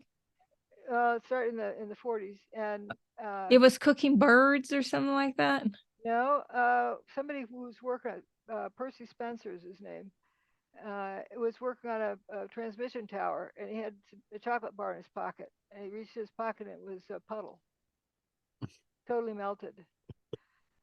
So being the smart guy he was, he went back to the office building, and down the basement where they have the shop, he had someone reproduce all the things in a box, and it cooked food. That became the radar range. That was where the first microwave oven came from. He took that home to his wife. In the 40s. 45, I think it was, something like that. Yeah. Okay. Radar range by Raytheon. But Wow. yeah, all this other stuff. What is it doing to our environment? Right. I think To that our might bodies. be, I mean, I think the thing they think about the most is our bodies, right? How is it affecting our bodies? And I know there's a lot of people who get cancer from holding the cell phone up to their ear. Yeah. But here's this guy definitely wading through there. He doesn't look like a boiled chicken. So Yeah. No, and this he's got special clothing. That's why. oxy-fuel hose they're using for cutting torch. If that ground was really hot, as Jesse Ventura said, you wouldn't dare do that now, would you? Yeah. He said that to Alex Jones. But it's it's the debris field isn't hot. And you Also, were on Alex Jones, is that right? Nope. I'm Marvin the Martian. That's what he referred to me as. Okay. Yep. Yeah, he was always trying to, sling mud at me. But Jesse Ventura was on. Somebody gave him. Okay, I have to do the story. Jesse Ventura had a new book come out. And he was at a book signing in Southern California. And a guy came up, and he was in the line. Came up to him. His turn, and he had a copy of my book, and he plopped it down in Jesse Ventura's lap and said, "Read this." And he did. Jesse, yeah, and he did. And then he went on Alex Jones' show to talk about his book, and he talked about my book. It's like, this is Alex, you gotta a lot more book. interesting. Alex Jones was trying to shut him up as fast as he could. He'd read the thing because he understood all of the details. And Alex Jones said it was really hot. Jesse Ventura said, no, they had oxy-fuel hoses on that pile. And if it was that hot, you wouldn't dare do that now, would you? I know, right? It was cool. Now, this is the most intriguing thing. This came out or was discovered after my book was out. It's the one thing I wish I could add to it, but a Bible, parts of. And you can see in the bottom left It corner, looks like those books from early days, where it's like the tablets, you have part of it and part of it is missing. This is steel and concrete that the Bible melted in. Wow. And then notice its figures right there rolling across the top of the page. It was liquid and re-solidified. Wow, I wonder what it says, what chapter it was on. But I mean, think about that. Think how hot that metal was. How does that book exactly. survive? I wonder if the Bible has any clues of what happened. It's some stuff about forgiving people. It says retaliation. Yeah. Is that divorce? Yeah. It's quite interesting, the parts there, but the thing that rolled across here, if it was hot, if it was liquid because it was hot, those pages would have been burned up. No, exactly. Yeah. There's not even a slight singe around it. Yeah. So if it was flowing, it was liquid for a different reason. Mm-hmm. Yeah. That's one thing I've never seen this one before. That's a new one. When did you come across this one? How many years ago? It was shortly after the book came out, but then made a big effort. That's sort of why I went up to the 9/11 museum with my friend. Yeah. We wanted to say these are our pictures, so we know we were there then. Right. Nice. You did your own picture taking. And it's amazingly thin. This one wasn't mine, but it's just incredible. And it's does the artifact has a description? Do they ever mention how come the pages? No. And the Pope came not long after this was discovered and put it in the museum, and the Pope is standing there with his hands on top of it, bound down like he's saying a prayer, and doesn't make eye contact with it. Really? That was bizarre. That is weird. So you see the guy's had his head tucked down when the dust cloud came, mm-hmm. and the guy on the right is I can see where his tie was. And of course, woman in the middle. So yeah, it was actually cooler than ambient temperature. The dust cloud was. Really? But it irritated the skin, and people wanted to go wash it out because it's like chewing on the skin. Now this is a famous one that was the truthers like to play early on. And they said how mind you, the debris field, no cadaver dogs or rescue dogs No reports of burned feet. Oh, wow. And Very here interesting. she says that steel toe boots were melting because it was 1100 degrees on the file. Wow. And I know if my oven is 1100 degrees, in melting, the turkey inside is more than well done. Yeah. No But matter no whether you're reports of, wearing shoes or yeah. not. Yep. And no reports of burned feet. But there's I listened to a recording of a guy somewhere in the lower part of the towers. He wasn't getting out. You know, he was going to be a goner. He was calling his wife. You know, to tell her he loves her. Or, you know, Right. and then he goes, "Oh, my shoes are melting," and then the phone line cut. So I Oh, think that there was some disassembly of the material. Yeah. okay. But So, here's and you don't know what to think of it. So you're like, oh, it's right. melting. Yeah. Yeah, The night, open until 2 in the morning. that's good. Delivering whenever there's rent workers need. Like the ones working in the hospital.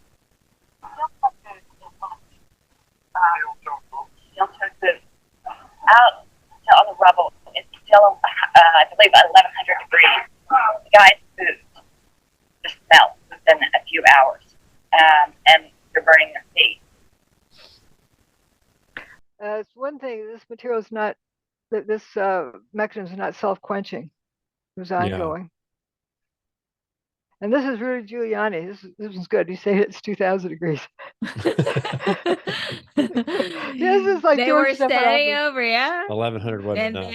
they survived to tell the story. Oh yeah. Oh my gosh. How did he know? There were fires 2,000 degrees Fahrenheit below the ground. I could be standing here, you could be standing there, and I could be describing to you, Governor, the site, and then a fire would break out in between us. And it was just by luck or the design of God who won't kill. It's like George Stephanopoulos. He's trying to explain why, Because they just fell down. Yeah. it's not self-quenching. And one thing also to remember is when they did the first nuclear bomb test, they did not know if it was self-quenching or not. They did not know if they'd end up destroying the planet. Right. That's something to remember. Okay, dustification. And yeah, this is not self-quenching, but I can tell you later what they did about it.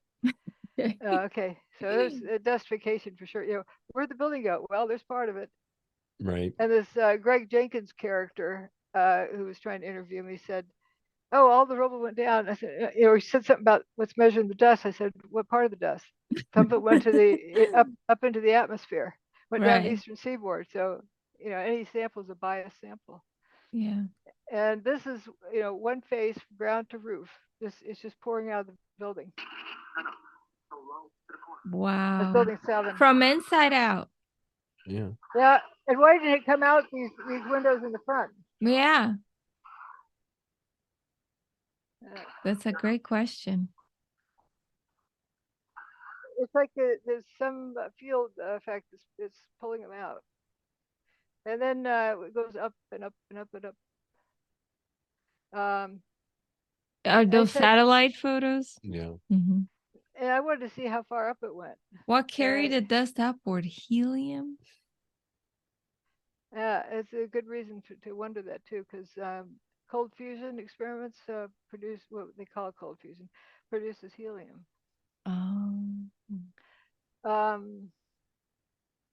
How far up did it go? Well, I went to look at some weather satellite images, and I saw a hurricane.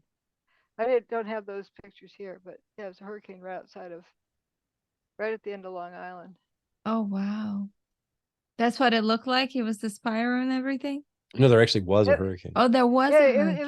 was like the size of Katrina. Oh, wow. And it was aimed towards New York City for 4 days straight. And then it stopped, like it pulled up to Chalkline that afternoon and started heading out of town. Just put it in reverse. Wow. So, you think this technology, I mean, just asking your opinion, has anything to do with the weather modification that you see or the different storms? Well, again, instead of not speculating, but I can ask a question here. Mhm.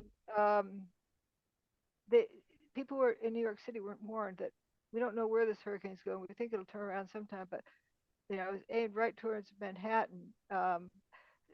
Voluntary evacuation before it's mandatory. They've done that with other hurricanes. Uh-huh. Like around Houston, it was Yeah. voluntary evacuation. And then if it got any closer, they're going to call it mandatory. Well, there was no mention of it. And how do you evacuate 8 million people? Mhm. Right. So they had to be 100% sure where that hurricane was going. Mm-hmm. Yeah. What does that tell you? Yeah, yeah. They know what they're doing. That they're fortune tellers, okay? Yeah, so I just have that logic check. And I have this comment here for dust studies. They're in my book.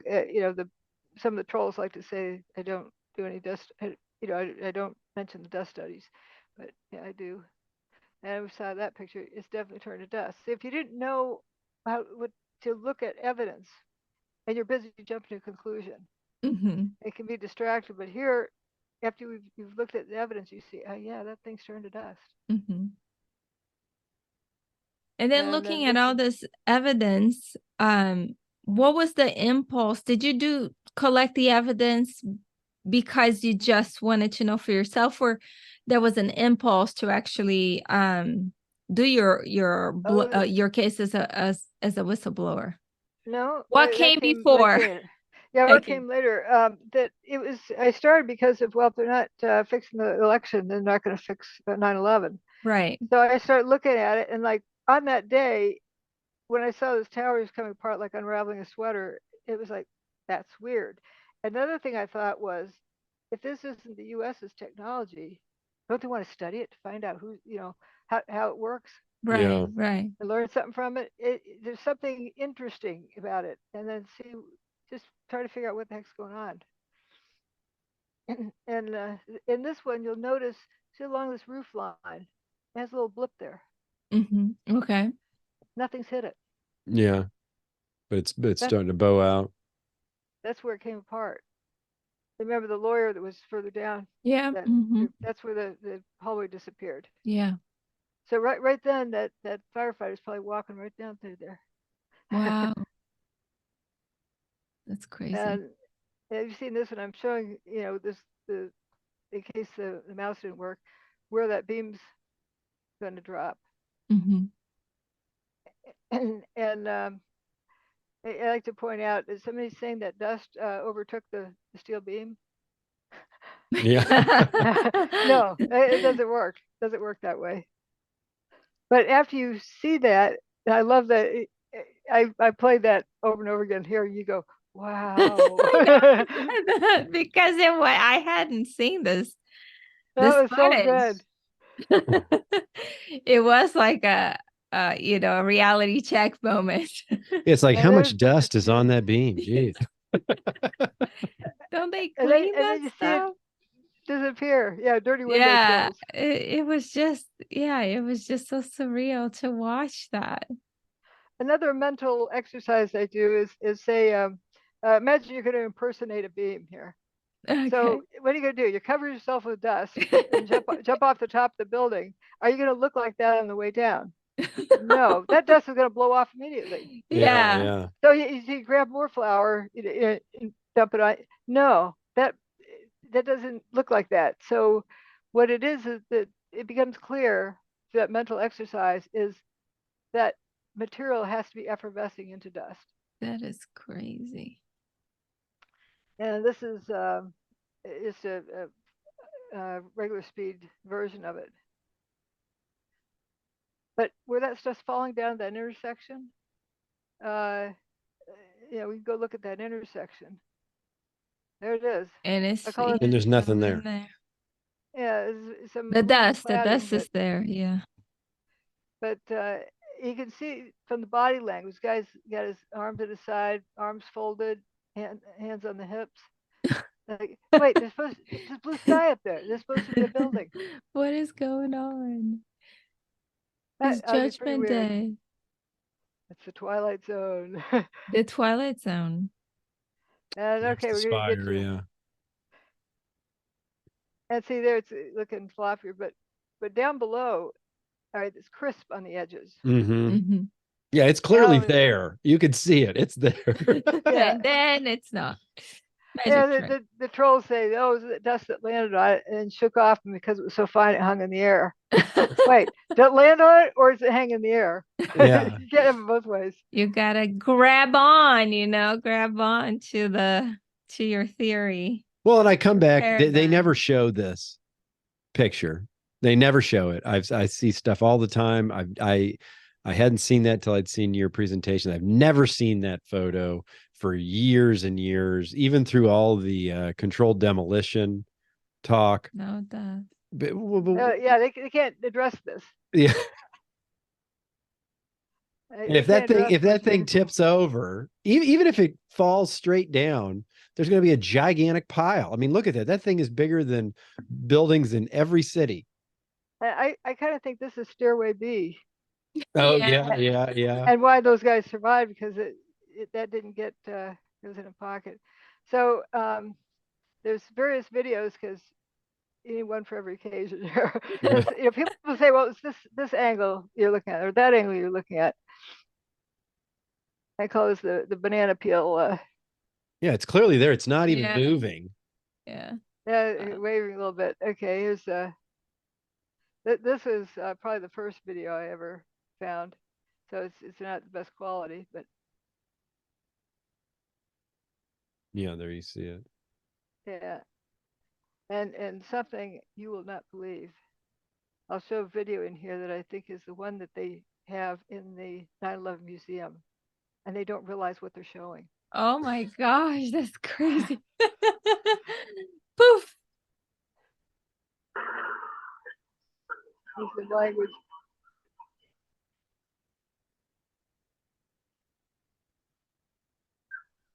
Yeah, look, the whole thing's gone around it.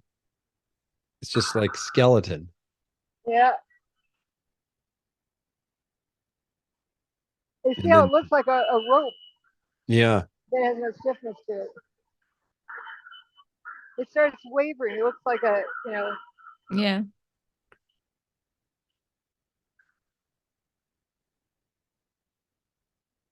That is crazy. Yeah, that's nutty.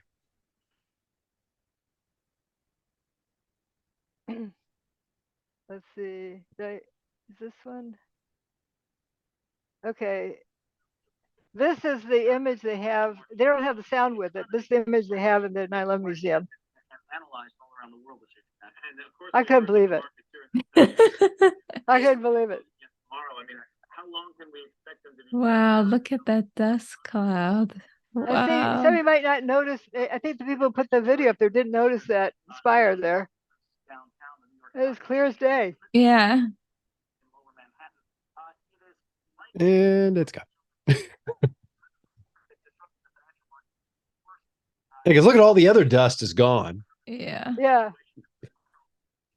That is crazy. You see where it no longer has crisp edges. Yeah. But that's one, of course, the truthers can't explain away either.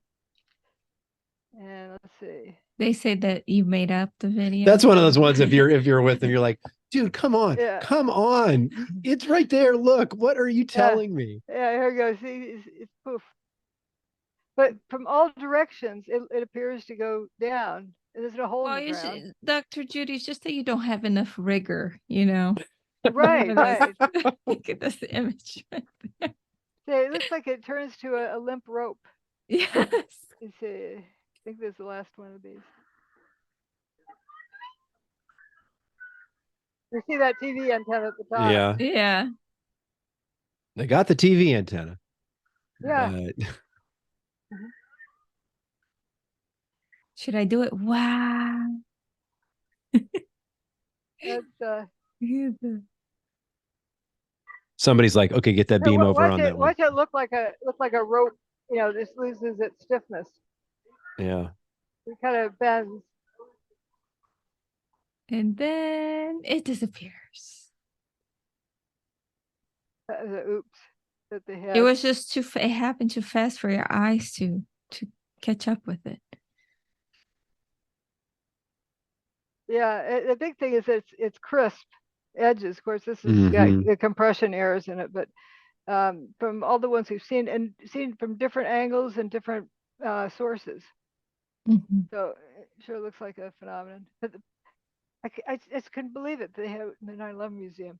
If they hear this this interview, they'll take it out probably. You just need to set up a booth there and just point to it every time it plays. You go, see, look at that. See that? They can't explain that. Yeah. Do you see how Yeah. it just disappeared? We'd probably be arrested or something, taken out, causing trouble. Vanishes into dust. Yeah. Well, so can we, because I know we're coming up on Yeah. almost 2 hours. Can we talk about that request Okay. for correction? All or- right. So yeah, it's not a whole lot. Oh, sorry. Get this. Here's building 7. It turned to dust internally. Yeah. All right. So you could the comparing the two things, and that's 1 second apart. These are 2 frames of Oh, video. yeah. Look at that. Yeah. It just appears. And I think the whole inside. This is actually the most honest thing that NIST did, or one of their contractors made this model. And of building 7. The truth is, make fun of it, but I think this is darn close. The inside of the building turned to dust and it actually was blowing out the windows. And it's just the outer shell left. That's why it made essentially no seismic impact. Because it had And all you been only, weeded out. Yeah. The inside Now is all this dissolved out. this weapon or this gizmo, as you're talking about, the guy that did some experiments in his living room, is that a device that does that inside the building? He likes old equipment with tubes in it instead of solid state stuff, and it creates a static field within that, interferes radio frequency signals, and gets weird things happening. And he comes from within the object that he's trying to modify, or is it coming from a distance? Is it coming from above, or he has like a table, and the whole thing is in a static field. And then aims a radio frequency signal in there, and depending on what inside of the field is the gotcha. And the best analogy I can think of for that is your cell phone. Okay. Oh. You don't need you need more than just a cell phone to make a call. You need to be in the range of the tower. Right. Okay. That's the field. So you don't care where the tower is. You just have to be within range of it. Right. And that's what the field effects are like. And he's a static field.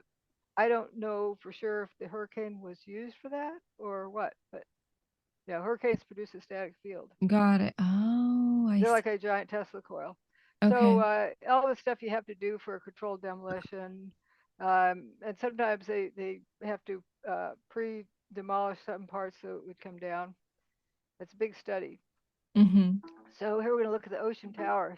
It's unfinished, and it's things started sinking in the ground, so they had to take it down. 37 stories, and that building 7 was 47. Yeah, I was gonna and say it was 40. finished. It was finished with stuff in it, Mm-hmm. So this is an empty building, a hollow building that's shorter, and what they go through to take it down. This is important to see. It's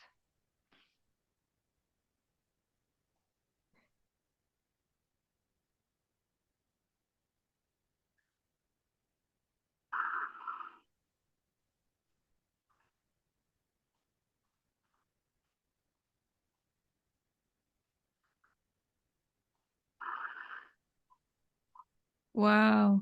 And the dust doesn't really rise above the height of the initial structure. Okay.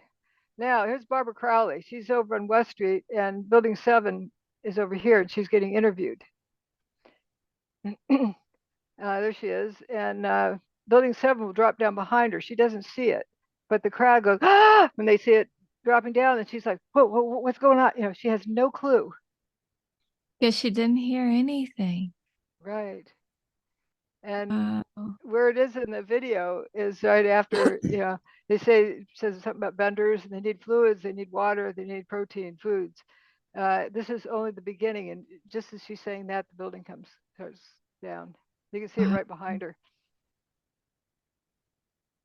Real quick. Hold on, yeah, real quick. We'll take 2 seconds to fire this up. Hold on. You see building 7 over here. Yeah, there it is. CROWLEY. NYU Medical Center. Okay. All I know at this point is they're trying to establish an outdoor hospital facility like they've set up at Chelsea Piers, a triage unit for the personnel that are attending to the scene, not to the injured in the scene. They can't get in to get any casualties out at this time. They don't know the extent of it at this point.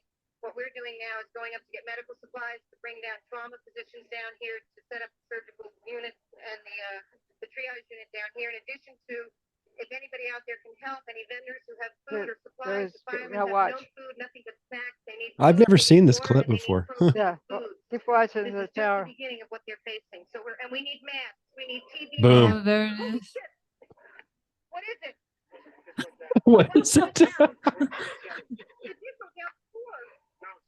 She has no clue.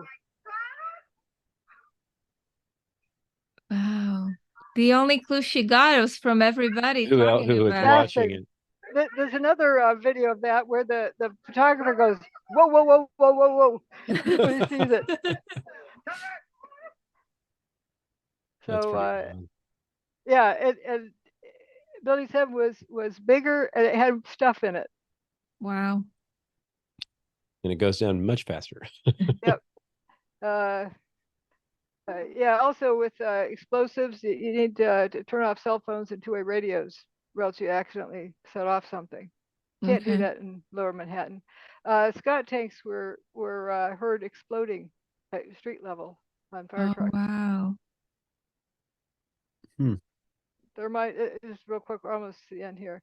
So it's a steel frame building with aluminum cladding. All right, so let's grind up some aluminum. Yeah, and turn it to dust. We have a bunch of aluminum dust. And then grind up the steel, and it's going to rust immediately. So you have rust plus aluminum. That's thermite. Okay. Okay. Why wouldn't you have that in the dust? Right.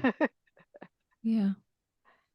And another thing that was missing on 9/11 is, yeah, some evidence that was missing. Here's some thermite.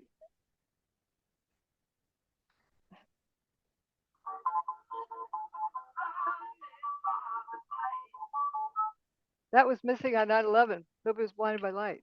Okay. So that wipes out nukes, mini nukes, whatever, thermite, various other things, high heat.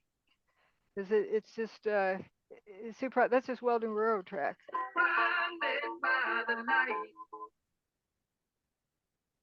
All right, you're here.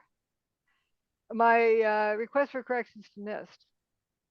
This is one of the pages from it. Okay. And I point out in there that this snowball. Does that look like a collapse to you? No. Yeah, they call it a collapse. The final report on the collapse of the World Trade Center. Mm-hmm. So, no, it says, okay, here's some terms to know. Data Quality Act, False Claims Act, FARA, Fraud Enforcement Recovery Act, in the Ski Tam case. Data Quality Act, government can't disseminate fraudulent data. That's the rule. Okay. Mm-hmm. So I'm going to tell them that they are disseminating fraudulent data. But By accident, right? You're not telling them they're doing that. yeah. The False Claim Act is the contracts on the NIST report are not to defraud the government. That's what the False Claim Act is. Well, they gave NIST a bum steer because they supplied them with bogus information. Mm-hmm. So due to those two things, the False Claim Act, so NIST has to go after them, but with let's see, the Key Tam case, you have to be the first to blow the whistle. It's a whistleblower case, and you have to show there's fraud. Mm-hmm. That's pretty easy. And later on, FARA, Fraud Enforcement Recovery Act, was passed. Remember the 2008 or so, plus or minus, the what do you call it?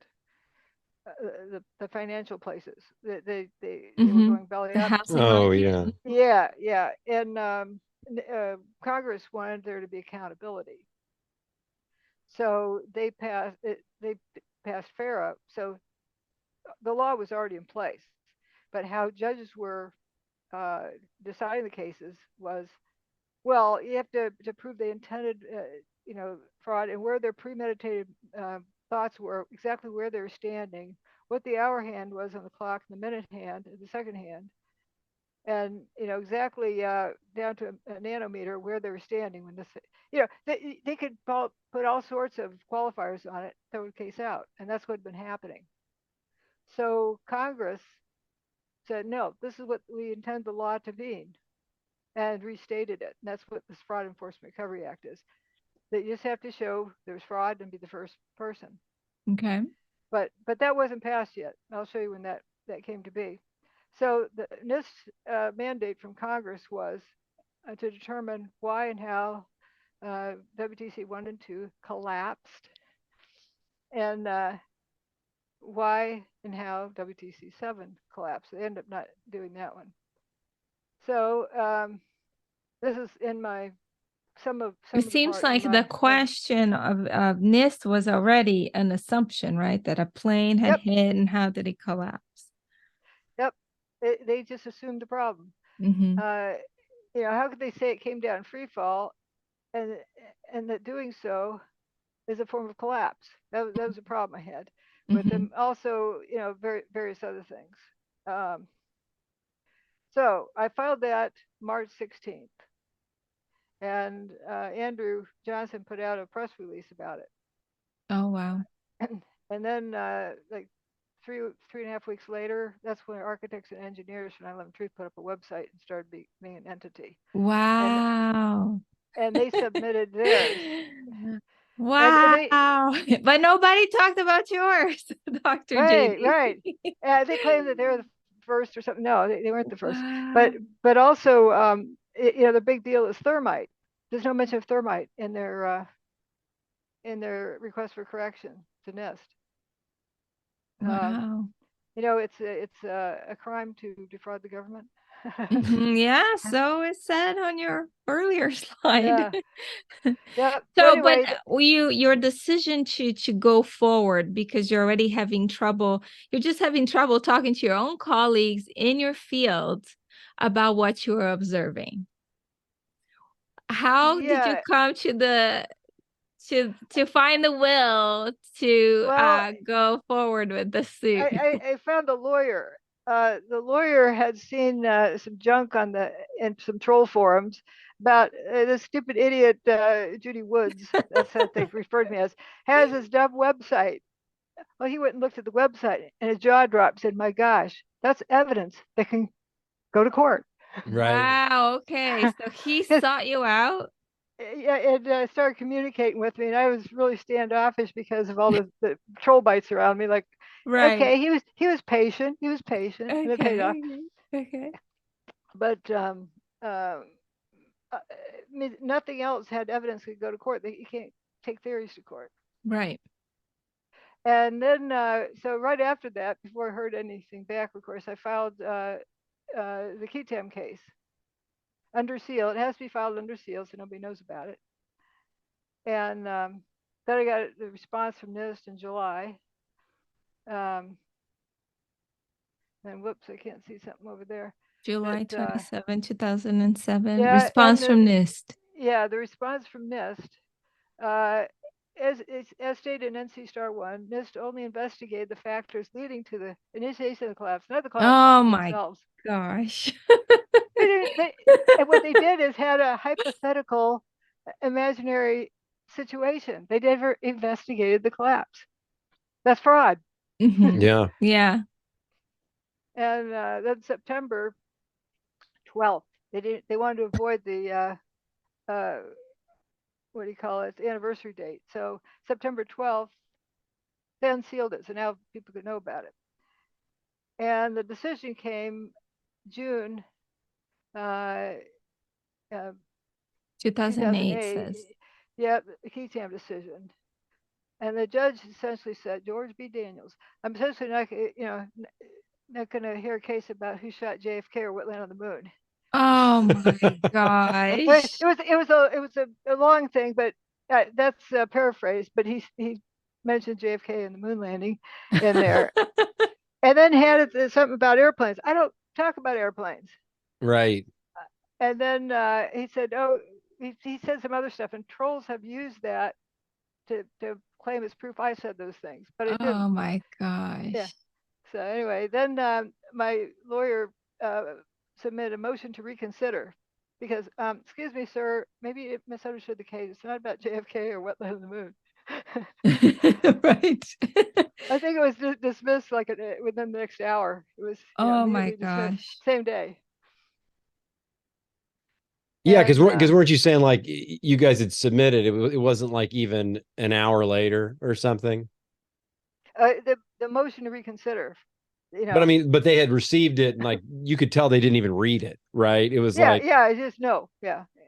So now we filed an appeal to the Court of Appeals, and then NIST just brought out their Building 7 report, and I filed comments on that, and I think I gave you a link to it, and they're pretty detailed on the webpage on my website. yeah, we can put those in the show notes.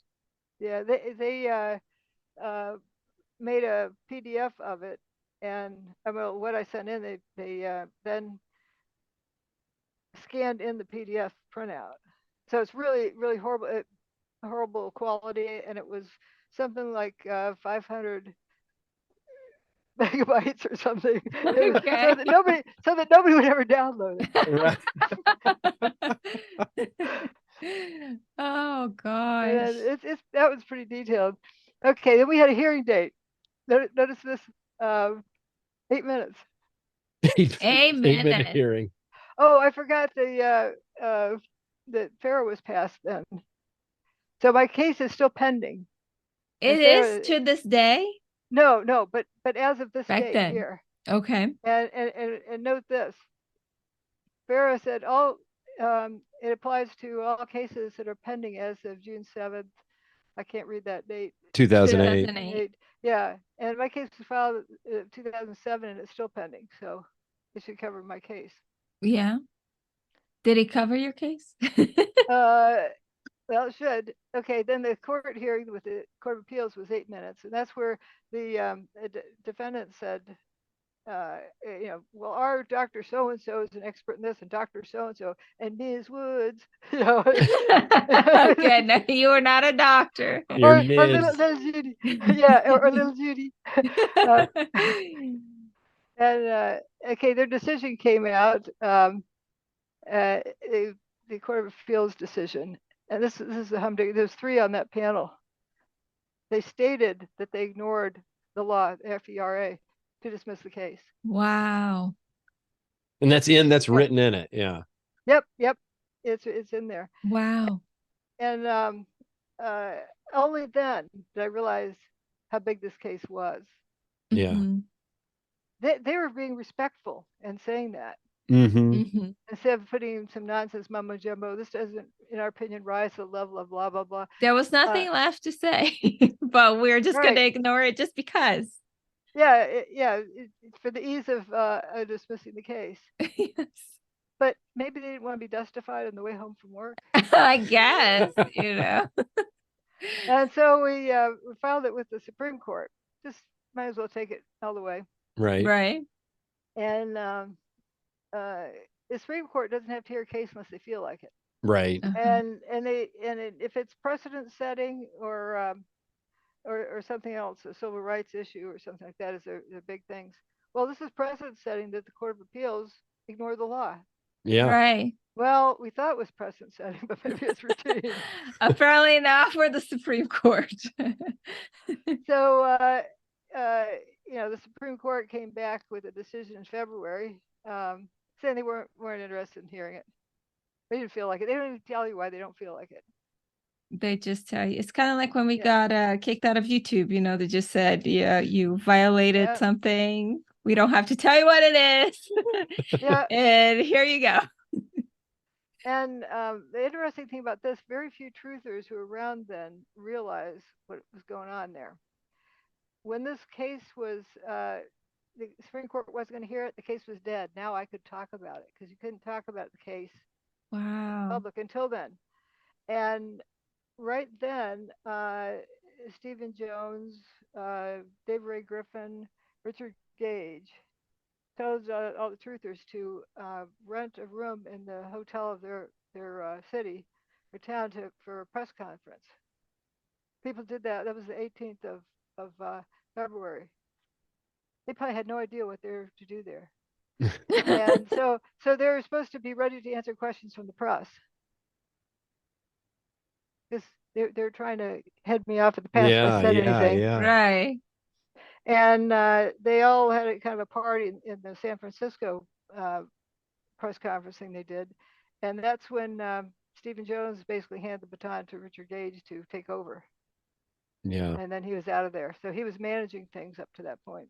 Mhm. Well, and Stephen Jones, that was an interesting story. I mean, I remember, I first heard it in that free energy conference speech that you did, and that I was hit him on the head. yeah. Well, I mean that, and I don't know that I absorbed that fully. Maybe we could walk through that, but I mean, it seemed like the way I understood it was that, if we looked at this other set of scientists, way back, wasn't that like in the 80s or something?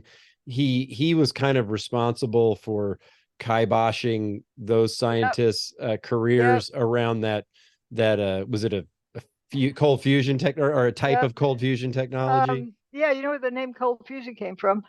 No. Stephen Jones. Stephen Jones brought that up. Wow. Okay. Instead of low energy nuclear reactions, he called it cold fusion, just like he refers to my work as space beams. Okay. Yeah, same creator. But he had this panel to vote on science. Should we vote to kill research of Pons and Fleischmann? Okay, all agreement.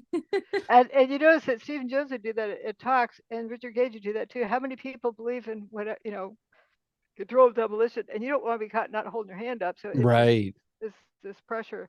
But there's the story behind it. Pons and Fleischmann discovered this at the University of Utah, and it was patentable, but they had to be the first to talk about it. And Stephen Jones talked about wanting to come out, and he also worked at for evaluating research grants, so he was aware of what they were doing. He did another kind of muon catalyzed fusion, it's a different type of thing, and his doesn't work. But he pushed them into doing a press conference, so that because of the politics behind it. And then well, one of the big things is other people were supposed to try to repeat it, and MIT, I'm forgetting his name, Malov, Eugene Malov, was a technical writer there, and he discovered that they falsified the data. They shifted the data to make it look like there wasn't an effect when there was. And that's when he resigned out of protest and started the New Energy Foundation. And his partner in that turned out to be my student's uncle, the student that was killed. Wow. Oh, yeah. And then Eugene Malov was killed just before they rolled out Stephen Jones. Malov was killed. Yeah, because you and I were kind of talking about the parallels with Mullis, Carrie Mullis. Yep. Yeah, with the pandemic. Knowing Malov and how he quit out of protest from MIT, if with Stephen Jones being involved with this 9/11 stuff, he wouldn't have sat back. He would have spoken out. Mm-hmm. That's crazy. Yeah, because Stephen Jones, I mean, I remember watching those AE 9/11 Truth and seeing him engage and thinking, man, these guys are heroes, Yep. Kind of like Malone and Peter McCullough. Malone and McCullough. They may be the Malone and McCullough. I don't know, but I'm seeing them, and I'm like, and then when you showed that, I was like, oh my god, I had no idea. Yeah, you remember hearing about cold fusion in 1989? Yeah, the cover of yeah. Time magazine, and then it got boom shut down. That was Stephen Jones doing. Wow. That is nutty. That is nutty. So Dr. Judy, where do you see this all now? I mean, we've done this interview. I mean, what do you see? Are there any sparks lit anywhere, or you're thinking, oh, it's I did you my can see job. you can see the information is very clear, yeah, and some people can't handle it, and who knows? One thing. Let's see. I forgot what I was going to say. Oh yeah, about doing the job is I was on one radio show where the guy thought it was greatest thing since sliced bread, and then had me back for a second one 2 weeks later, and then pounced all over me. He said, "You don't care about these people," blah blah blah. You know, really was lighting into me. And then I jumped back and said, "Yeah, I do." He said, "You don't care who did it." I said, "Yeah, I do. I've gotten closer than anybody. That's true. Yeah. I'm the closest of anybody's gotten to determining who did it, because I have what happened, and the contractors on the NIST report. The two main contractors were developers and manufacturers of energy weapons. yeah, and I remember you mentioning that. Yeah, So they know what technology it is, and they had a grant from the U.S. government to know everything about any weapon of mass destruction that is being developed or exists anywhere. So they not only know what technology, but whose technology. yeah, Would have yeah, been nice to have them under oath. Yeah. Yeah. And that's Instead of closest, going and looking for weapons of mass destructions across the world, right? yeah, Which was the whole thing. Let's go invade whoever for the weapons of mass destruction. Oh, they're supposed to know where all the weapons of mass destruction are. And here these, you know, these guys know what energy weapons are being developed. yeah. They develop and manufacture energy weapons. So they would know whose technology that was. Yeah. So that's the closest you can come. That's not speculation. That's, you know, go ask them. They're the ones who would know. Yeah. Yeah. Also, talking about the FARA, like SAIC was, they do a major thing with what do you call it, propaganda and mind control and things like that, psyops. They were, I think, in Iraq dropping pamphlets or something there, but you know, they were hired to enter equations into Microsoft Word. There's 9 of them. Okay. And that's all they did. Yeah.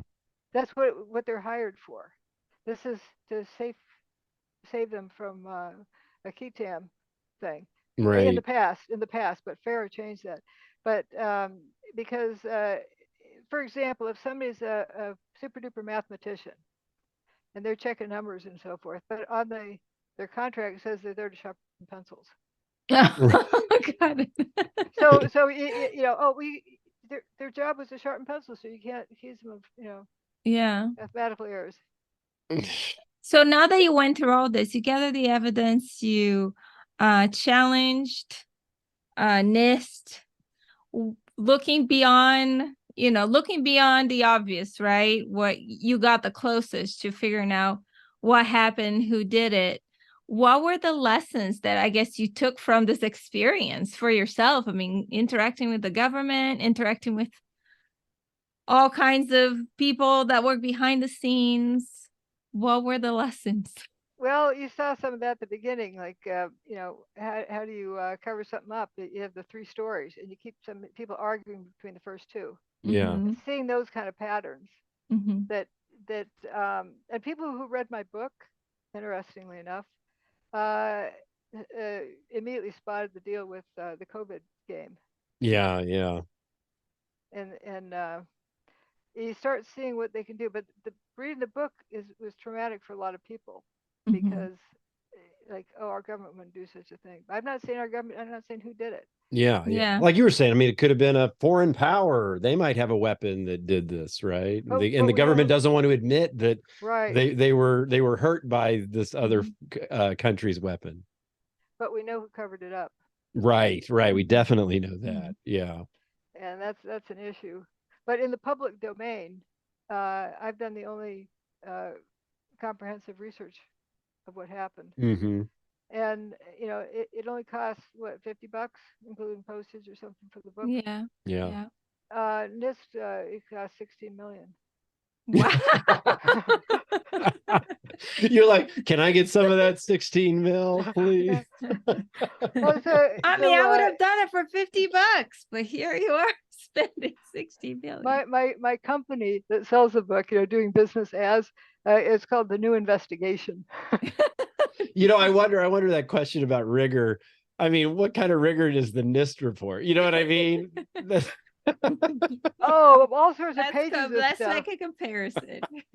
Well, it's a huge report, but they have all the ingredients of the building. Right. Yeah. And the beauty of it, though, they had photos in there that I would try to extract from there. But I could rely on them because the Smith-Mundt Act didn't get undone until I think August 2012. And what was that? The Smith-Mundt Act is that it was illegal to do propaganda on U.S. citizens. Okay. And it's considered a attacking one branch of government attacking another branch of government. So it's treason. Okay. Gotcha. So it's treason if done so by a government agent. And I note that the summer of 2011, Richard Gage had a hearing, 9/11 hearings, but he had it in Toronto, just outside the U.S. Even in the U.S. And then 2012, Fetzer had 9/11 hearings in Vancouver, Washington, just outside the U.S. Now they can have their dog and pony show in the U.S. now. Oh man. So the pictures in the they can misinterpret pictures or data, but they can't put in doctored, lying with the evidence. Mm-hmm. So the pictures and videos and so forth up to that point are pretty reliable. And there's one particular one, audio of Melissa Doy, high up in the building, and she's calling 911. She says, it's hot, it's really hot, it's really hot. I can't breathe, it's really hot, really hot. You never once heard her cough. Okay, yeah. And when I used to swim, and some fraternity thought it'd be fun to crank up the thermostat, the night before. We went in there, it was like 92 degrees or something in the pool. And they said, swim at your own risk. Oh, this is great. I hate getting in cold water. So I'm swimming along. And I realized it's like swimming in honey. Yeah. I was in trouble, and you can't get rid of the heat. And so I rolled over on my back just to relax. And somebody threw me a rope. And I remember thinking, is it worth reaching for? Wow. Everything was so hard. So that's why when you're in a hot tub, you're limited to how long you can be in there, because if it's too long, you can't get out. Right, right. So Melissa Doy wasn't really hot. She wasn't lethargic. It's really hot. It's really hot. I can't breathe. I can't breathe. There's something else going on. Yeah. Yep. And it's consistent with like a microwave field. Okay. Gotcha. She thought she was burning up, but if her body was physically that hot, she wouldn't be functioning. And we never heard her coughing. Mm-hmm. Yeah. But because of the Smith-Mundt Act, I knew that. First I heard it, I thought this is fake, and then I thought again, like, wait a minute. Then I started understanding it. Yeah. But now with the Smith-Mundt Act being modernized, Obama modernized it. Okay. It's essentially took it off the table. Oh, really? Okay. So going full circle on your production of the book and all the work you've done up to this point and all the scrutiny you've been under, what would you like for humanity or mankind to get out of your work? I mean, what do you think would be the ultimate message for the listeners and mankind as a whole? Yeah, the book is essentially a course in critical thinking. If you read the book from front to back, don't jump around, just read it from front to back and read it, several times. I think, and you can let me know what you think of it, that it conditions you to see what's there instead of what you're told to see. Mm-hmm. And I think that's going to be so vital in the future. And that's why I wanted to take the time at the beginning. And thanks for putting up with it. All that. Of course. Yeah, that's as it's been short amazing. as I could put it. At the beginning about why you have to look at what happened and not be jumping to conclusions. Yeah. Because how do magicians work? Yeah. And the government's now free to do psyops on the American people. We've seen that. We've seen that in droves. Yep. Well, Dr. Judy, thank you so much for your time, for coming and speaking with us. Well, what an thank honor. It's been such a ride, and we'll share the links of the sources and where to find the book on the show notes. And should there be any developments that you want to share, I mean, we don't have a gigantic audience, but we'd always love to have you back, and feel free to use this as whatever type of megaphone it can be. Yes. You can expect a bunch of trolls to show up. Okay. They're gonna start. Well, don't they say any publicity is good publicity, right? I don't know about that, but it's when you're over the target. Well, we're just feel blessed to have met you in person and getting to hear from you, your story. Yeah. Thank you so much. We're grateful for your work. Thank you for your courage and your ability to look at this information. Yeah. Yes. Yeah. And No, others. we find it pertinent, and it's been a topic I've loved staying with, and really have enjoyed your work on it. So thank you. Well, hearing that isn't for nothing. All right. Bye, Dr. Judy. Goodbye. Blessings. Bye-bye.